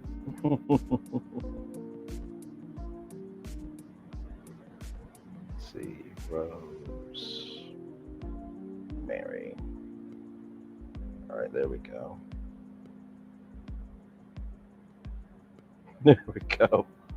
All right, y'all. The topic is up of a Georgia man stealing. A Georgia man was arrested for stealing over 100 Home Depots in Georgia. Which what you stealing hammers for? So we're gonna talk about that tonight at 10 o'clock. At 10 o'clock. So with that being said, 5 people are here. Thank you to all the people that have come through tonight from the bottom of my heart, the depths of my soul, the foundation of my being. I appreciate each and every single one of you. I think it is time to pull the car, our virtual tour car, into the garage and turn off the ignition and end this thing. But before that, let's do what we do, the daily motivator. Y'all know I gotta make it in with a good note, because child, today we needed it for sure.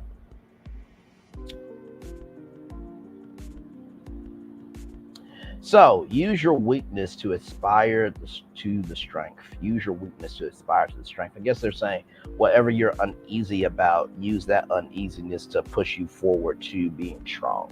That makes a lot of sense. It's time for the Daily Motivator for Wednesday, October 18th, 2023. Much to value. Value life's possibilities enough to dream. Value your dreams to act on them. Value each moment such that you make good use of it. Value every circumstance such that you uncover the opportunities within it. Value your thoughts, desires, passions, and fears so as to learn what they have to teach. Value the expression of those who disagree with you for the exact same reason. Well, some of these people are heathens. So what do I do about that? Hashtag just kidding. Hashtag not really. Value the challenges for the strength that they can engender you. Value the questions that have no answers for the journeys of imagination they inspire. Value what has been known and understood since before anyone can remember. Value the massive treasure that has yet to be discovered and seek to find fresh new glimmers of it every day. There's much to value, much to know, much to live, love, experience, and share. Now is when Ralph Moss. And I do these daily motivators for so many different reasons. One, after spending 3 hours with me, I feel like you deserve to have something, to go to sleep to. You know what I mean? Something good. Number 2, it regulates me for the rest of my night because, like, literally in an hour, I will be on Clubhouse. But bigger than Clubhouse, bigger than YouTube, bigger than everything. The real reason why I do the daily motivators, because at the end of the day, it allows me to know, and for you to know, that we both have received something good for today. And, there is much to value. I feel like the things we value most of the time are things that we want, not what we need. I'm saying again, most of the time, the things that we value is things that we want, not what we need. We want to be loved. We want to be embraced. We want opportunities, but we need to be understood. We need to be able to be leveled off. We need to think critically. So know the difference between what you need versus what you want. I think the second thing is sometimes having the energy for everything depletes your energy for your life. Having the energy for everything does deplete your energy for your own life. Not everything deserves a response. It doesn't. Not everything deserves your voice. Not everything deserves your time. And trust me, I know what it is to be in the firing line mentally, and you just want to just launch your rocket launcher, your bazooka, your cannon from your tank, right, for a missile or a missile. But I'll tell you this, at the end of the day, when you do that, fire is still there. So just recognize that not everything has to be used in your arsenal. Sometimes being still is a response. But learn that more and more recently on YouTube. Trust me. Like I said, this is giving me the most social anxiety ever. But also, too, it's given me some of the best creativity that I've ever had. I've been in media since 2012, so this is just a stepping stone for me. While other people are just trying to use YouTube because they don't actually live in their actual life, because no one wants to care about them, because they don't care about themselves, and they really could care less about their responsibilities. And number 3, I think at the end of the day, recognize that everyone has value. Knowing what not to do is just as important as knowing what to do. And sometimes moving on from people can be difficult, but as Steve Harvey would say, go up the hallway, there's more doors. Go up the hallway, there is more doors. I think sometimes we get so locked in at wanting to go through that particular door that, love you too, as always. I had to take care of some business at the top of the show. So if you watch the replay, you watch the top of the show, I said, look, hashtag in the words of Nene Leaks, I said what I said. Love you, T-Talk. We'll talk tomorrow. But no, I think at the end of the day, we have to recognize within ourselves that just because the world is going crazy doesn't mean we have to add to the crazy. I really do mean that. And like I said, I lean on my mom, my dad, my sister, my background support team, God, my lovely partner. I lean on a lot of people. But as it is important to lean on them, they should be able to lean on you too. And everyone has value. Like I was saying before, I now know what I'm saying. Knowing what not to do is just as important as knowing what to do. And I think sometimes we put value so high on the list of we need this, this, and that, and we want that out of other people. But if we don't get it out of ourselves, why should we expect it out of other people? If we're not meeting our own requirements, we should not expect anybody else to meet our requirements. And you gotta quit expecting you out of other people. I'm gonna say again, you gotta quit expecting you out of other people. Because if you notice on this channel, I have ended every virtual tour live with the Daily Motivator, except one, because it was just a hot show. I completely forgot about it, but I posted it. And a lot of y'all liked it, and I appreciate it. And listen, I try my very best to keep a calm, cool, and collected presence over here, because it makes no sense to be hot on a cool medium. I understand that at the end of the day, for a lot of you, you are moms, your dads, your sisters, your brothers, your uncles, your cousins, your nieces, your nephews. Some of you are students. Some of you are entrepreneurs.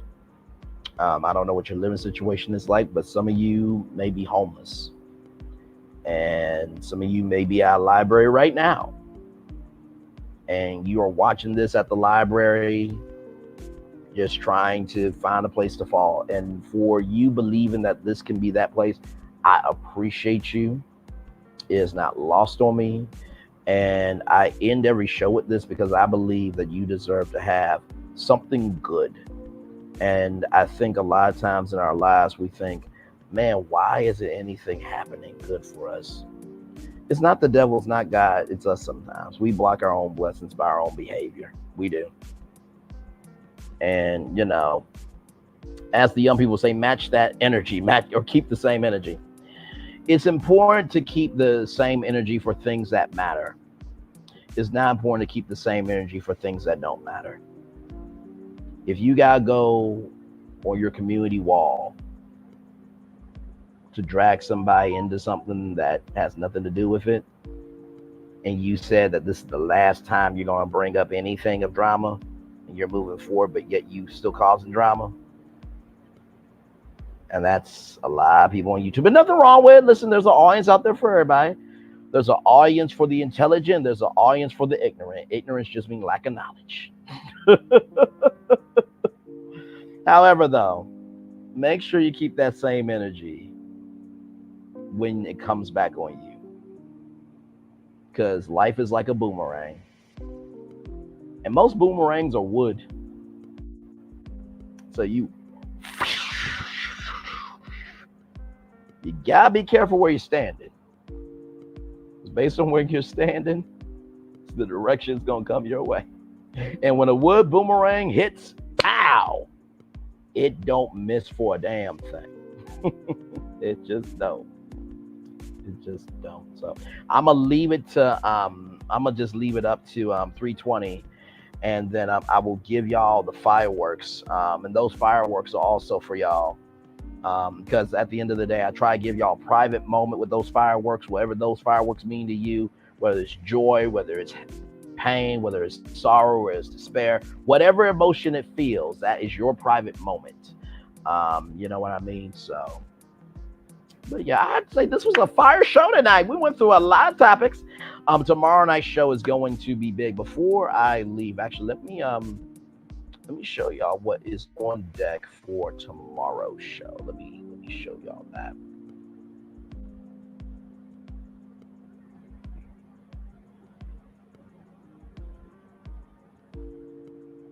So this is what is happening here for tomorrow's show. Teachers don't get paid enough. Kanye, that's not how that works. Just because you're at the top doesn't mean it's easy. IHOP is popping more than radio. And Disney is on 100. That's right. So we're going to be talking about Kanye West. Something happened to him that is quite disrespectful to the disability community. DeKalb County in Georgia, they're having the teachers do something. Teachers don't get paid enough. That young, beautiful black queen right there was the diversity head of the Oscars. She has some thoughts on why she left. As y'all know, there was a huge exodus of diversity, equity, inclusion heads at many Hollywood companies. Charlamagne the God, DJ Envy, they are part of the Breakfast Club. That's on BET and on VH1 weekday mornings at 9 a.m. Okay. No one asked for that show. But they have not found a co-host. I'm going to tell you why I think they haven't found a co-host. And then Disney celebrated their 100th anniversary. And they did a Once Upon a Studio cartoon. It's on Disney Plus, and it's an amazing cartoon. So that is tomorrow's show. I'm going to leave this up until 3:20. And then I'm going to give the best outro on YouTube, if I do say so myself. But thank you to every single person who came through. A 3-hour virtual tour, 3-hour virtual road trip. I hope you guys have enjoyed it as we are about to pull it into the station. Enjoy the fireworks. Enjoy the rest of your night. And enjoy being alive as much as you can. Because, child, we are all trying to find our, let's see here, mental security blankets. We're all trying to hold on for dear life. So give a couple more minutes for the promotion of Friday. This is on Friday show. I'm sorry. So this will be Friday show. Friday. So live in 44 hours will be Friday show. So with that being said, it's time for the best outro on YouTube. Know what you do and do what you know. Never say you weren't born special, because you are always born a blessing. Trust you may not be where you want to be, but by the end of it, you'll be where you need to be. Doing what you've been chosen to do. Why it's one thing to call yourself, it's another thing to be chosen. One love, much love, all love. I have spent time with you you have spent time with me, and hopefully by spending time together, we will rise up to be great together. And always remember, where you're doing radio, television, YouTube, living your best life, or just knowing that princes and princesses do what they want to do for attention because they have no value of who they are, because they weren't born with any value. And kings and queens do what they need to do for a purpose because they were born with purpose. Make sure the replay is not just worth for you to watch it, not just worth for you to listen to it, but for you to want to experience it again. I love you. I value you. I'll see you real soon, everybody. Good night. Enjoy the fireworks. This hashtag is for you. Love y'all. See y'all soon. Good night, everybody.